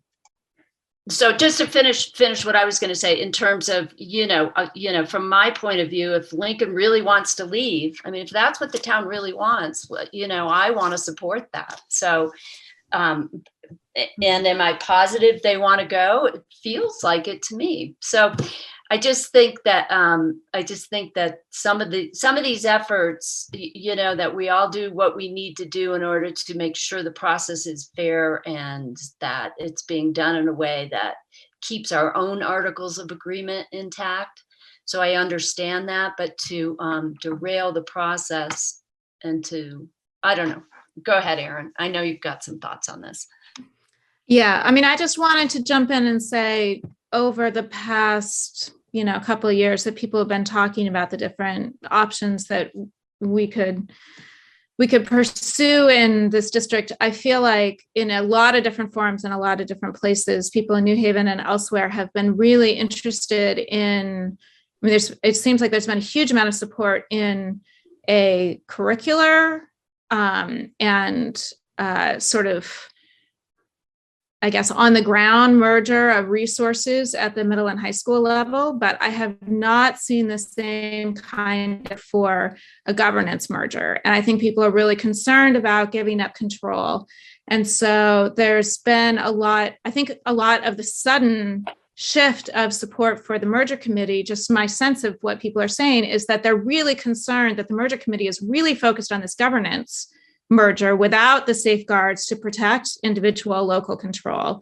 And they're not really thinking about ways short of that we could have the benefits. And they also aren't even talking about what the benefits are. So I really feel like, and I don't know what the board's authority here is, but the merger study committee is an outgrowth of the board's interest in pursuing this. And so I feel like if the board could provide some guidance to say, look, first of all, we think that it's within your purview to say whether or not there are consolidation efforts that we can take short of a governance merger to recap some of these educational and financial benefits that are on the table, but not go through all of the process, because it's a really intricate, incredibly complicated process to merge all of these different towns. And if there's a way to do it without all of that, that would be great. And if there isn't a way to do it, then that's fine, but we need to know that as voters. And the second thing I think is,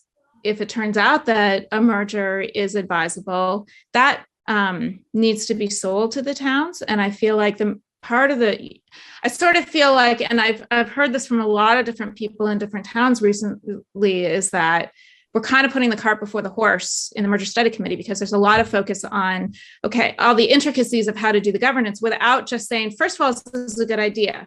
Why is it a good idea? How do we make the case to the towns that this is the way to go? And second, is there something we can do short of the intricacies of governance merger that would accomplish some of the same or most of the same objectives? And I feel like if the board could float that by the merger study committee and really push that they address those two things, then that would help. And it would also be a bridge, even if they end up in the same situation in a few months, saying, good idea. At least everybody who's watching in the towns understands what that rationale is. And it may be that the answers are not yes. And then that would be really advantageous to know and maybe send us on a different direction.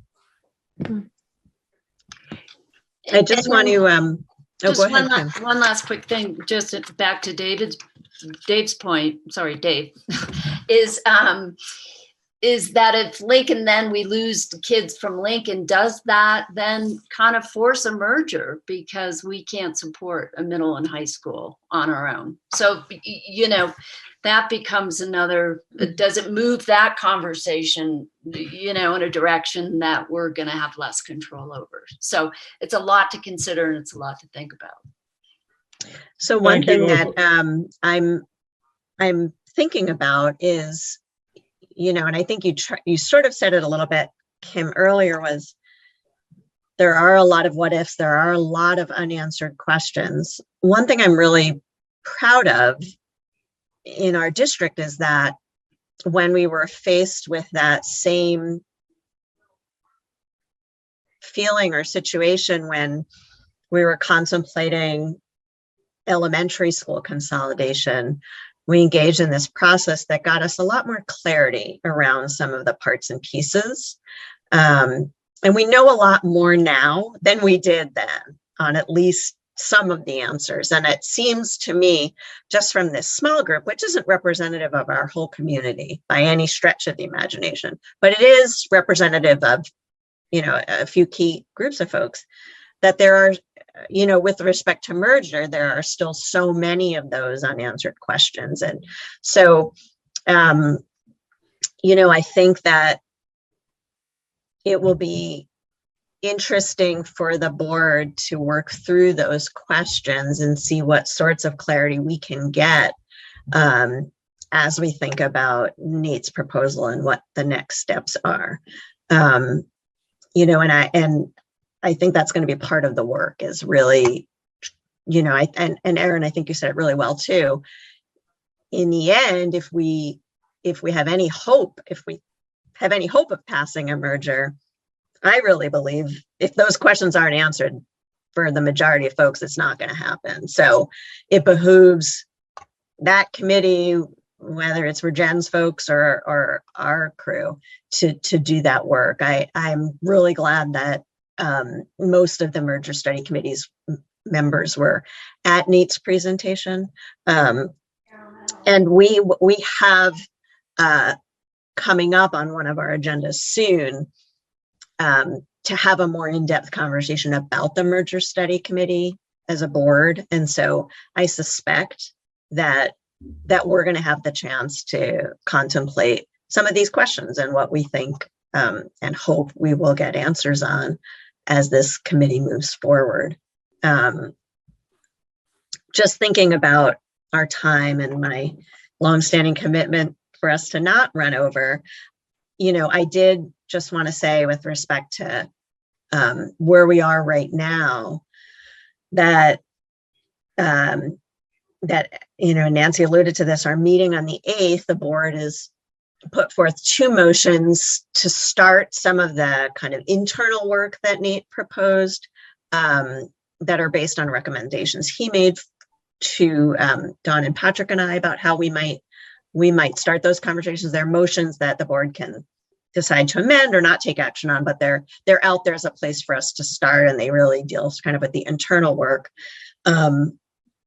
What I'd love to know from this group is, and it's a big conversation about how we engage the community through this, but what we can think about doing in the short term, so folks know how things are progressing at this early stage.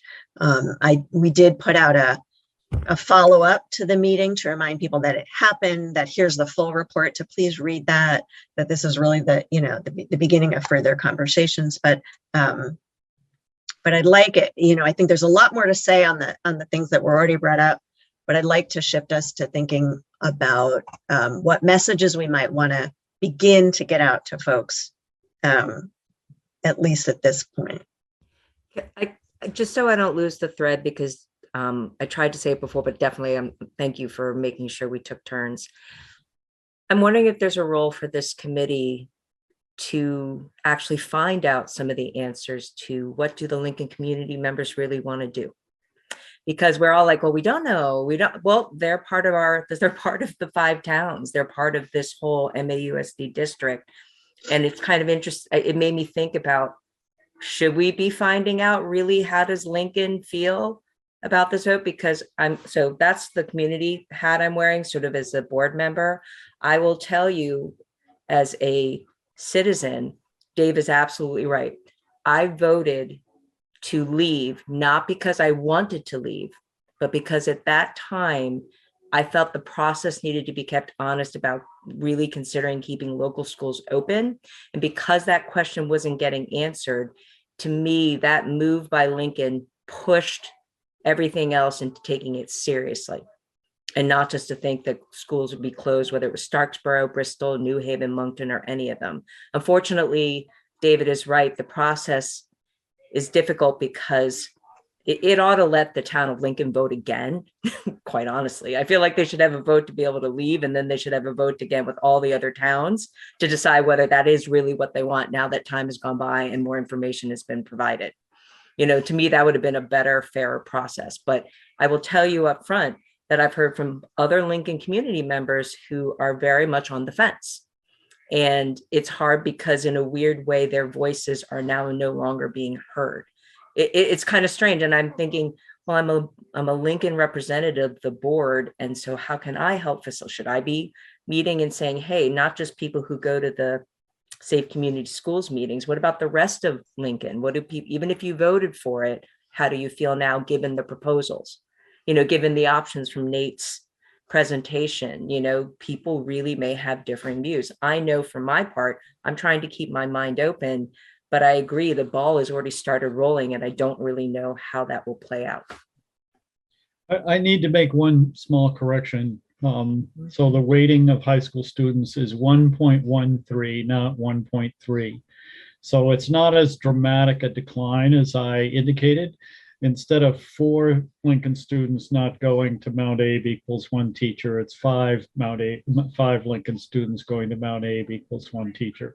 The theme is still the same. The argument's still the same. Just the math is slightly different. I just want to make people, I want to be straightforward in my presentation. Thank you.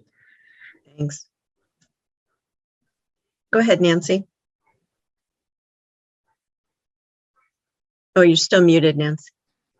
Sandy, I'm thinking about what you've just said, and I just want to turn it on its head a little bit and say, if we can imagine this, what would it be like for the school district to go to Lincoln and say, we don't want you to go? Mm-hmm. What would it take to get you to stay? That's a good way of putting it. I mean, in terms of how to start the conversation with the community, right? Because, and I think they would have, I think each separate individual would have a different view about that. I know I already have in my head some of the answers that people, you know, put out there. I think they appreciate what the board did by keeping the current method saying you need to vote in your town before we close your school. I think that was helpful. Now it's all been pushed. The dialogue has been now pushed to merger.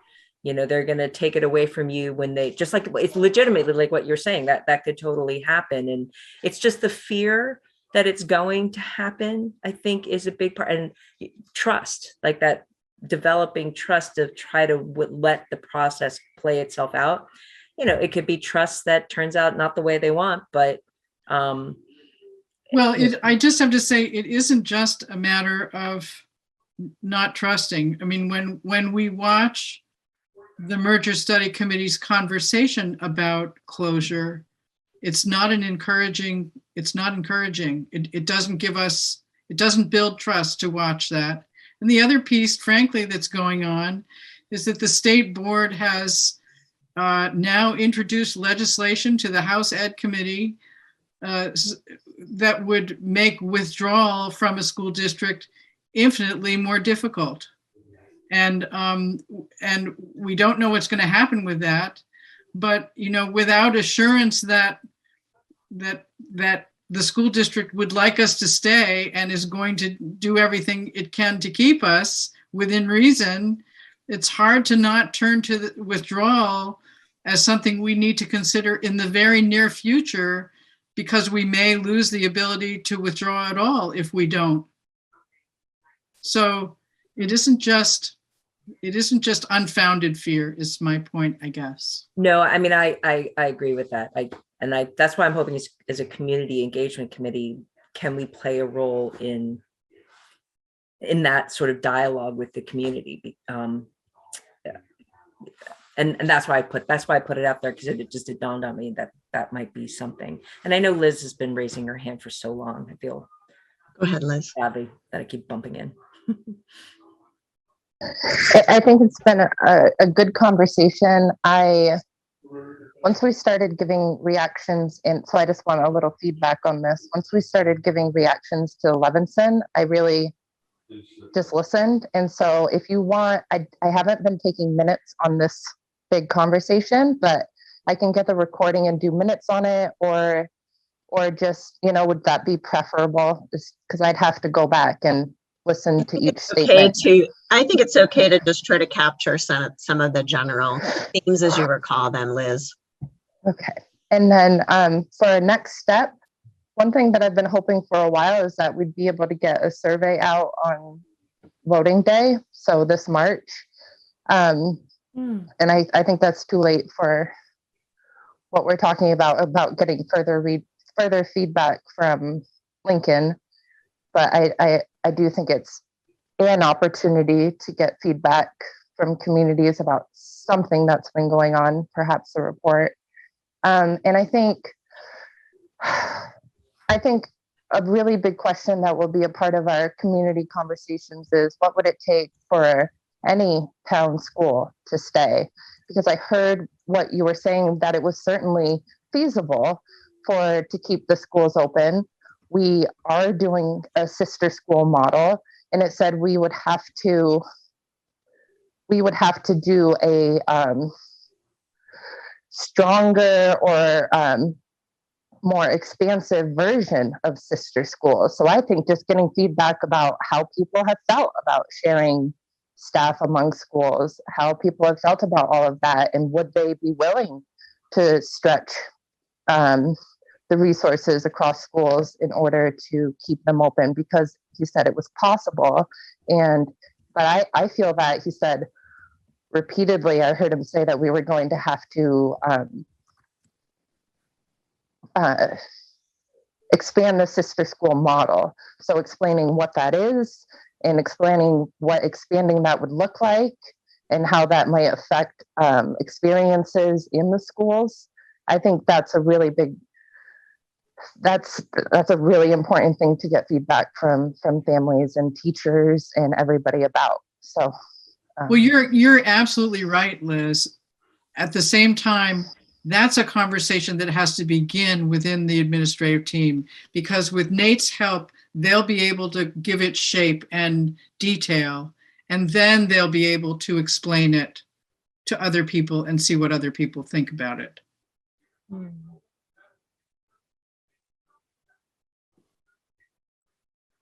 Mary, did you have your hand up before or no?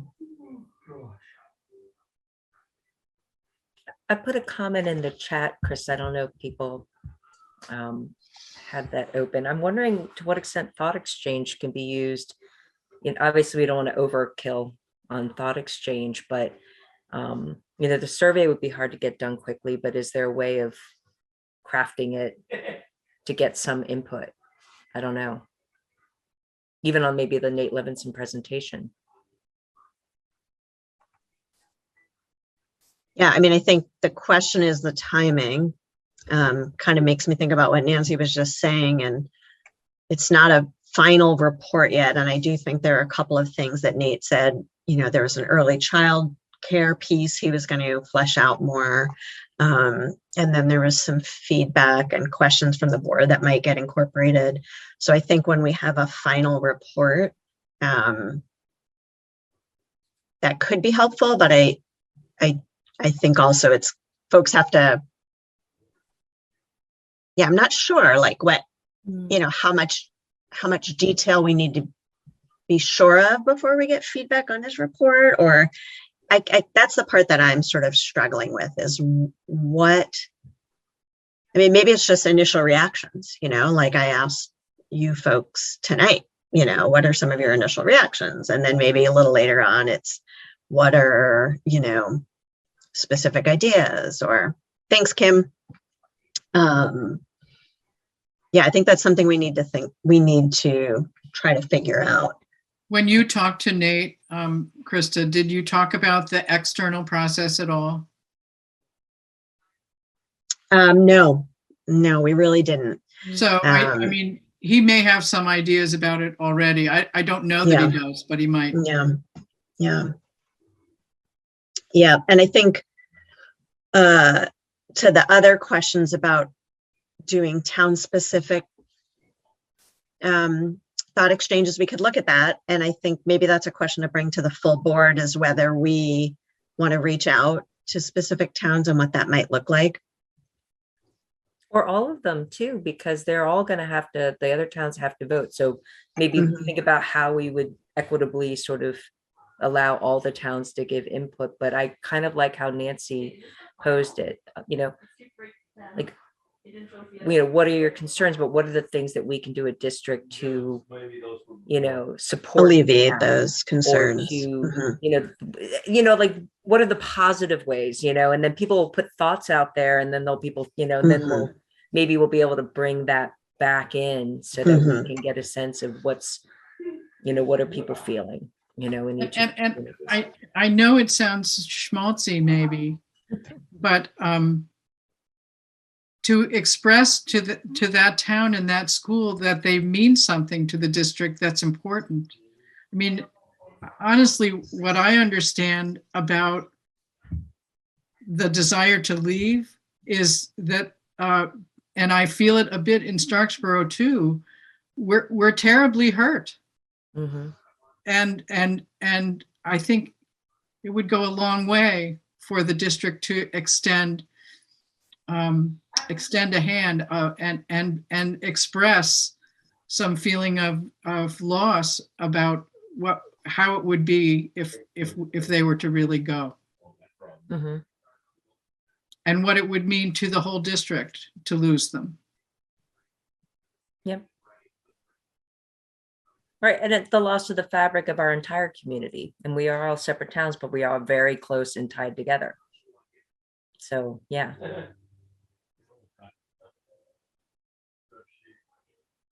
Interesting. I was struck by Nate saying that, I think he said 9 out of 10 times school closure fails because it is such a, he didn't say traumatic, but it's a pretty intense thing to contemplate.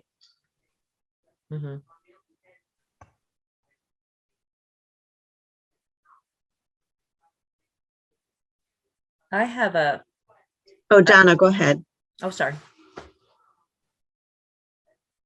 Just make sure that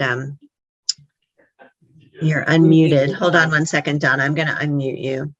Or maybe, I don't know if I can unmute you. Do you know how to do your unmute button, Donna? No.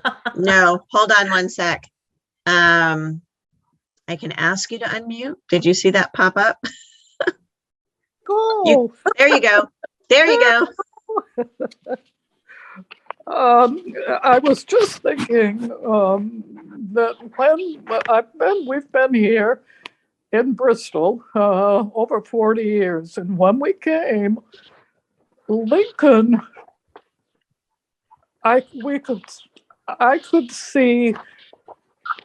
It didn't take me long to see that Lincoln was. They have the word community in their school. And it's not coincidental. And they have some fine educators, pioneers, really, in Lincoln. I think they have ranked at the top of our 5 towns. Their school, their education was right up there. I understand they have fewer students, but they also, as a community, they had some fine educational leaders. So on one hand, I think we I think we ought to listen to them because I think they know what they're talking about.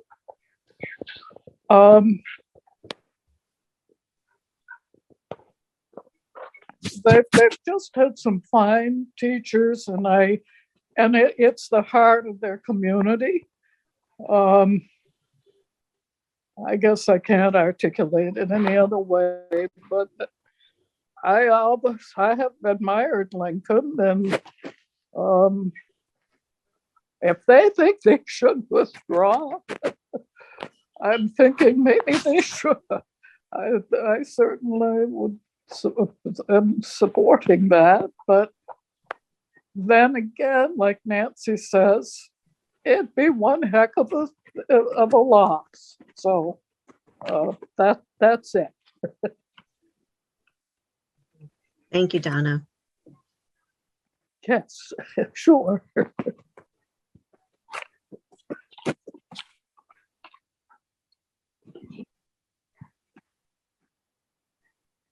So we're at 8:07 and haven't come to any grand actions to propose, but that's okay. I think we're all still chewing on the information that was presented to us and the upcoming vote and lots of things. So I feel okay about that, even though I'm telling myself I feel okay. I'm not good when there's no action to take. So help me. Is everybody okay with that? Yes. The one lingering thing that is in my mind is that I hope at some point we can also talk about how could we ensure all of our schools have what Lincoln believes they have and what we might believe Lincoln has. I think that's really, really important. I think that has to be part of the conversation that we're trying to, rising tide lifts all boats kind of thing. And, that to me has gotten lost in the conversation a bit. That for me personally, it's hard. We define community in a lot of different ways. And I think the situation we found ourselves in has been to define community in smaller and smaller compartments. And I hope that we can find a way to broaden it back again to the greater five-town community. I think it's really important that people understand that Lincoln has voted. They want out.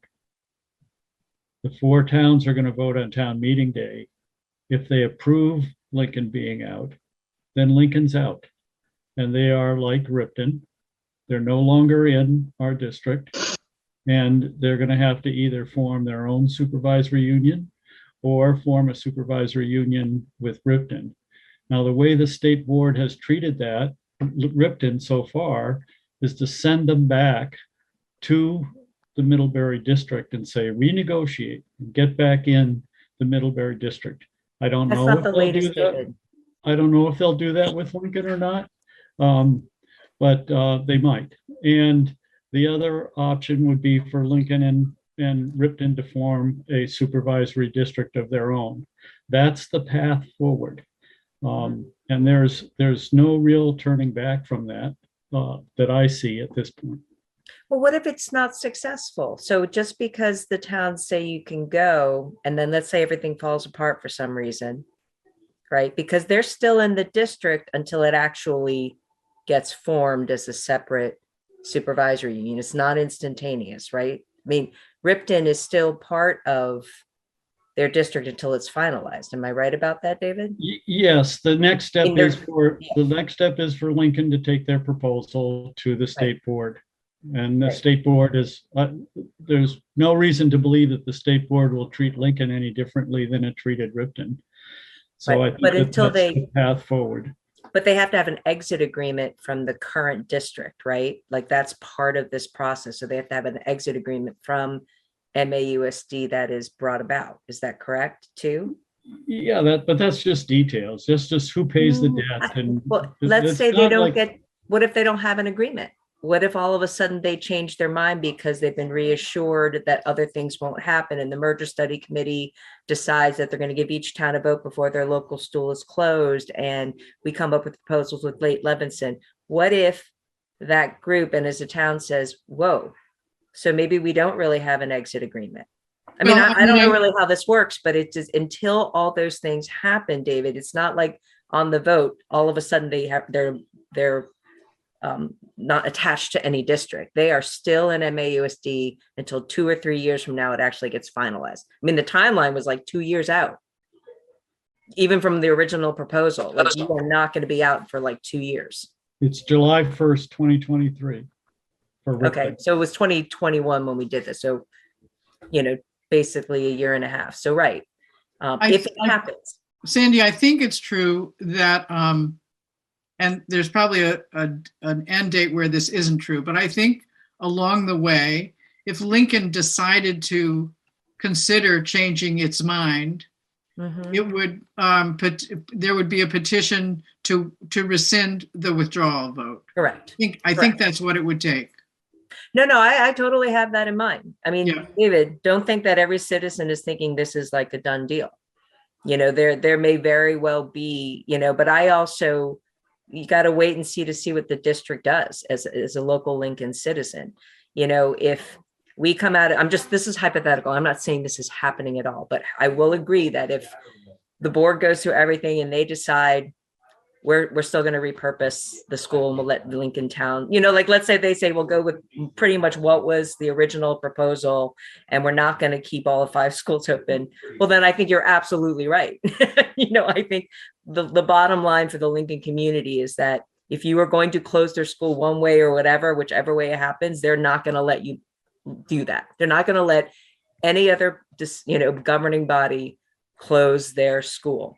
And so if they can't have assurances that are pretty clear about that, they're gonna leave, because nobody seems to be able to guarantee that, because it's still all up in the air. So that's why that movement keeps moving, and I get that side of it, because as we know, that could very well be a proposal, 2 years from now, or and then they still have to get it passed.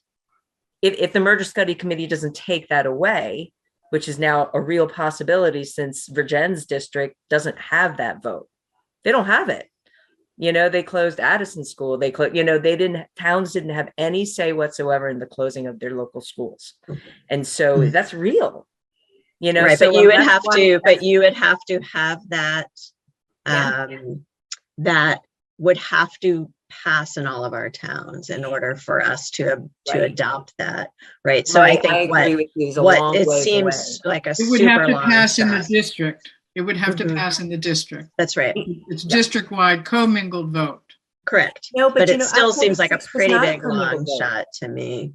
I'm not. So Anyway, certain about we're that, Nancy. going over and we're getting into the weeds. I just want to say one thing. I just want Go to ahead. say I totally agree with what Sandy's saying. I think there was a fear factor, and it bums me out that the administration couldn't just say, we will give you the vote before, as it is said in the consolidation, right? Like, that was never made clear, and it still isn't. Is it? Would Well, it is Lincoln now. have the right to vote, whether it was repurposed or The closed? board made that distinction. We did. Yeah. So now does Lincoln, so then how can we then amend that fear then, Sandy? It's the merger. It's moved to the merger study committee, because the Right. merger study, if it were to pass, all the towns Right. could take. So now it's moved from. Yeah, the one fear place has to moved. another. Yes, the fear has The moved. fear has moved. Yes, The fear has moved. Yeah. I think it all started honestly with the original proposal. Yeah, It it scared the did. living daylights For sure. out of people. Oh, yeah. Yeah. Because there was no assurance at that point, and that's why everyone voted that day. I Yeah. remember that day. Yeah. Yeah. And you're right. It's driven by fear, and maybe hopefully we can figure out a way to communicate with our towns in a way that we'll see. I guess it depends on what comes from the board and what comes from what we decide, Krista. There is time to alleviate the fear. There is time, but there isn't much time. Yeah, because you're starting from the same position. Yeah. That's why I thought the thought exchange would be maybe helpful. I know it's such a short timeline between now and town meeting. What day. specifically were you saying about the thought exchange? I kind of lost that. Where I thought you were talking about Nate's proposal and asking each town about that, but it sounds like Yeah, you're but I saying was something- also thinking about this whole removing leaving. You know, I feel What's that? like the whole Lincoln leaving, like Oh. I'm not really clear how the Lincoln community as a whole feels about it. Oh. I really don't. I think people are so incredibly divided. They want their school to stay open and they also don't want to leave the district. I think that would be that's my guess is the vast majority Yeah. of what Lincoln community members want. But if you made me choose between keeping Lincoln open and not, like if it ends up becoming, then they're going to leave. Right. But if there's some real substance and belief that, you know, that is not some decision, you know, we're not going to be, but I just don't know how to make that happen unless us as an MAUSD board really starts saying to the merger study committee, are you really, you know, because Nate was really clear in his recommendation. Our communities, all of them are very clear. They want to have a vote before their towns are closed. He must have said that multiple times during his presentation, you know, last week. And I was like, wow. I mean, that was strong. Like you could tell that he took that very seriously in the priorities that he heard from the community, you know, outside of the board, outside of everybody else. And so how do we take that really important piece that Nate had in his presentation and really impart that on the merger study committee? And when's their next meeting? Because I'm just thinking, you know, maybe on Monday. It's Monday. Is it Monday? Yeah. Is it all Zoom? Is it partly in person? Do you know? Is it hybrid? I'm not sure. I think it's probably all Zoom, but I'm not sure, Sandy. Right. Because I'm wondering, like, I think it's imperative that we be there to And I actually think they're express these not, I concerns. actually think they won't be meeting again until after town meeting. Oh, is that right? I Okay, think so. big stuff. You know, and I know at their last meeting, I only caught part of it. They were really like, we have to take into consideration Nate Levinson's draft proposal because they all received it. And I could tell they were all trying to, it was before Nate's presentation, but they got a draft of it, you know, and it'd be really interesting to see how they're taking all of that in. And I imagine that's going to be part of what they're dealing with on Monday. So I don't sorry, know. I go on and on. Thank you. Krista. I don't know if I haven't seen their agenda, but I would say that the last time they talked about an assurance like around school closure, there seemed to be a fair amount of sentiment in the group, but this could change, that if they gave an assurance, it would be time limited. Like, we won't close your school without a vote of your town for the first 4 years. That won't do it for Lincoln. And I'm telling you, it won't do it for Starksboro. Mhm. Maybe they have an agreement if after 4 years they propose it, they'll let you out. No, I'm serious. Like would have- maybe that's Starting to feel like a marriage with a prenuptial agreement. Hey, I was a divorce lawyer for years. Well, I remain optimistic at, you know, the way we've moved in, you know, if you look at our recent past, I mean, we've contemplated these things as a board when we've had really good information and we've moved forward, I think, in some positive ways, and we have more information now, and, you know, so I remain optimistic. I understand there's the timing is unfortunate with Lincoln. You know, I wish it wasn't so. But I do see that we've been really deliberate and, you know, we have a lot of really good information. And so There's still time. there's still time. There's the month of February. Oh, God. Oh, for that, the merger statement. Yeah.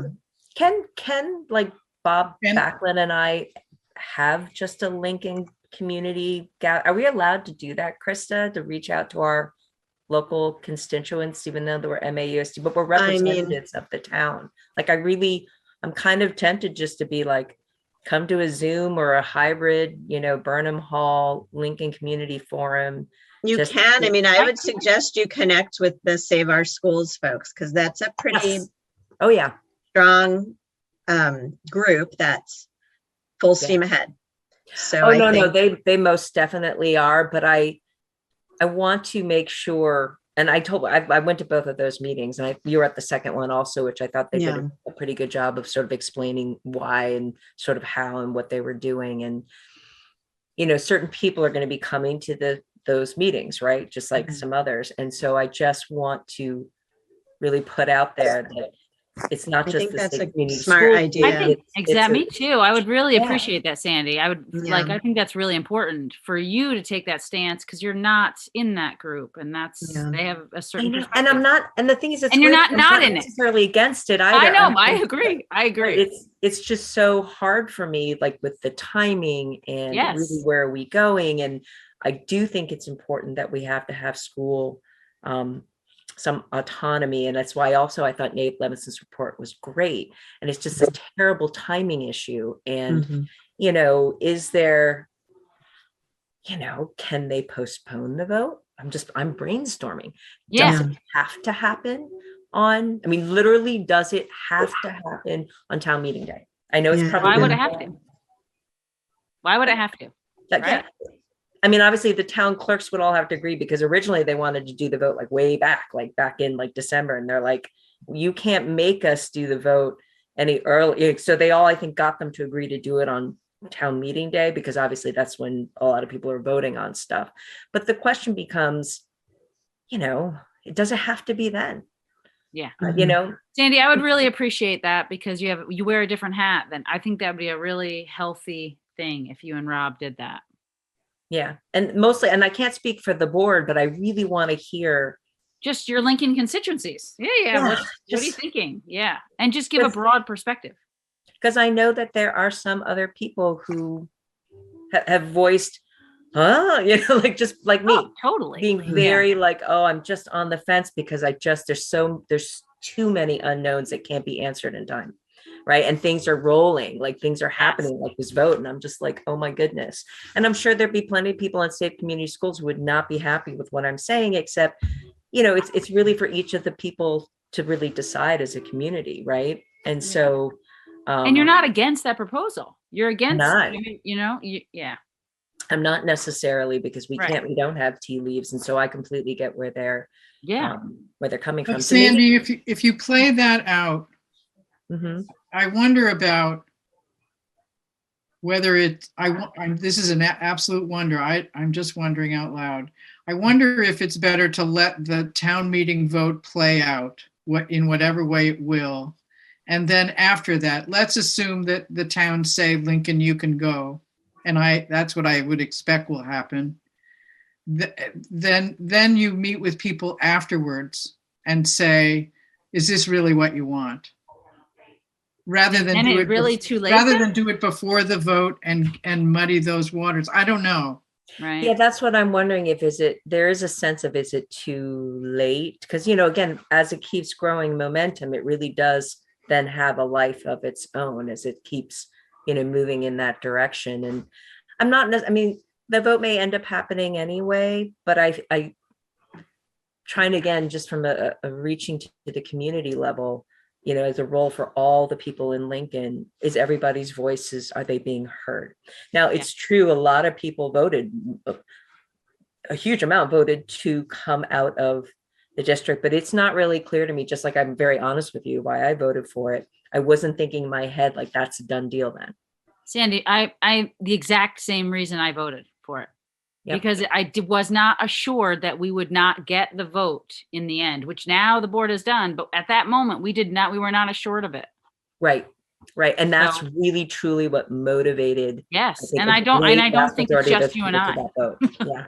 I don't think so either. And so it's, I don't something that I'm really, from a community engagement perspective, that I just have to say is I think it really underscores for me how important it is to make sure that we get as diverse of as many voices. Mm-hmm. This isn't maybe PC to say, but I feel like that a very small group of folks has made a very big impact without necessarily considering the ramifications for the entire community based on one presupposition that may not come to pass. And so I think I appreciate what you're trying to do, Sandy. I wish that that had been, the movement is very steered by a small group of people that don't supported represent by- maybe the whole But they may be community. supported by the majority of the voters. So don't get me wrong. They may Right. meet they may But meet I Because feel we like weren't with a assured that we would limited be able to amount of vote. information, but with a limited amount of information, though, I think what you're trying to do is more broadly educate folks. right. Um, They're not wrong about the fiscal impact piece of it, though. I mean, that's the part that's so weird about it all. I mean, when Patrick did his presentation in August, our retreat, and and then the fiscal impacts, and even Nate said it won't be a big blip, like at least If they go or if they stay. not in the short term. Yeah, I'm not saying, I mean, the long Right. term is a whole different thing possibly, but in the short term, it just sort of, I mean, it's sort of the reality of it. It's just what's hard is that, But there's know, the social capital piece and there's the fabric of our larger community piece that there will be a loss, and when you have like the most veteran teachers and the most resource town pull out, that does affect everybody. I have to tell you that I have this vision of what this district could be, and I'm not even an educator, and I keep thinking local towns get to keep their schools, have to figure out, their various budgets. We build, Floyd knows this, we build one high school for middle school, high school that's centralized for potentially Middlebury, Virgins, and Mount Abe. And I don't know if this is appropriate as a board of the community, but I'm definitely putting out feelers to one of their, just to try to better get information on one of their proposals and to repurpose really literally things like Mount Abe and Virgins and those buildings and what you can do. I'm a big proponent for affordable housing, community build, affordable like single family homes, land. I mean, that Mount Abe property is worth so much, like just the land, in terms of development potential financially. You could get like a private developer, combination public, to turn that into this amazing center where people come. And then you build a state-of-the-art high school, middle school in which people will want to come to Addison County because they have like curriculum in school, and you pull all the numbers from all these communities and it would be incredibly vibrant. But what's the time frame for that? So I'm on my own, like literally thinking, like brainstorming, like all the possibilities, potential developers. I sent Nate Levinson, and I told Patrick, I sent it to him, a bunch of other communities that have converted, schools to these kind of uses, and then, use other ways so that, because Nate in this presentation said he didn't see any like fiscal positives in building a brand new school, one of the proposals, because he couldn't figure out what to do with the existing land. And I really feel like we need to look at that more closely, because the vibrancy, I think, that can come from really utilizing that and then really thinking about where this whole district is going. The numbers, they'll stay level. They may go up a little, but they're not, I don't see this big boom of people unless something really crazy happens, right? In Vermont, it's going to be sort of like this for a period of time, even based on the NESDEC studies. And so that's where I'm thinking. And so we can phase it. Start with, let's try to make it cost effective at the elementary level. Phase 2, see what we have to do with the merger in the middle school. I'm going to look in, Krista, into, I'm going to talk to Safe Community Schools just in general, and maybe I'll have to touch base with you guys to make sure it's okay for me just to ask. I mean, I'm a community member. A part of me wants to say, Yeah, I mean, does it have to happen this town meeting day? I mean, really, like, Yeah. I think it's healthy. it would also be good to talk as a board about if it does happen. But what if down the road, like, what does that mean really? Like, it seems to me like, It's not over if the town votes to let them go. It's not over. right. it isn't technically over. That's what I was trying to tell David, Right. that it's not over. Well, the Um, state, yeah, there's the whole state board piece too. And the exit agreement and all of that. There's time. But Sandy, you know, when you talk about merging the high school and the middle school, I just got to say, I think there's so many exciting possibilities that don't have anything to do with buildings.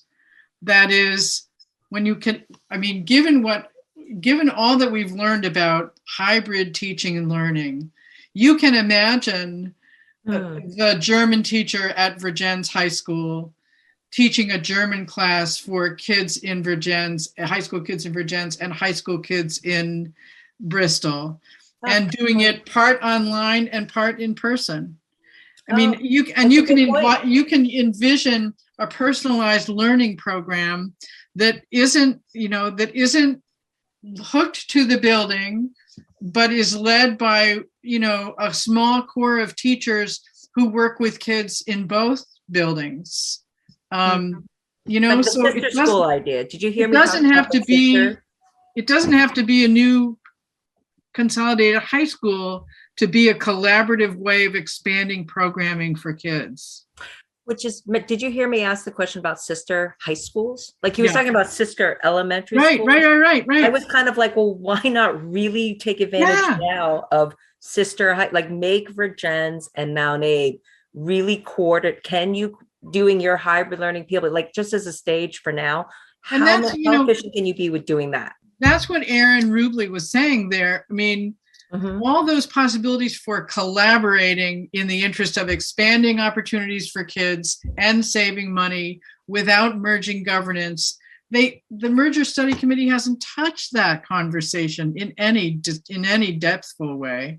Staffing would be interesting. I mean, one of it has to do with the ability of administration to jointly staff, like to make these teachers. Well, I think that's one of the things that, and that's what I really liked about Nate's report is like, we have an idea and then we kind of, fact check it or not fact check it, but test it, model it.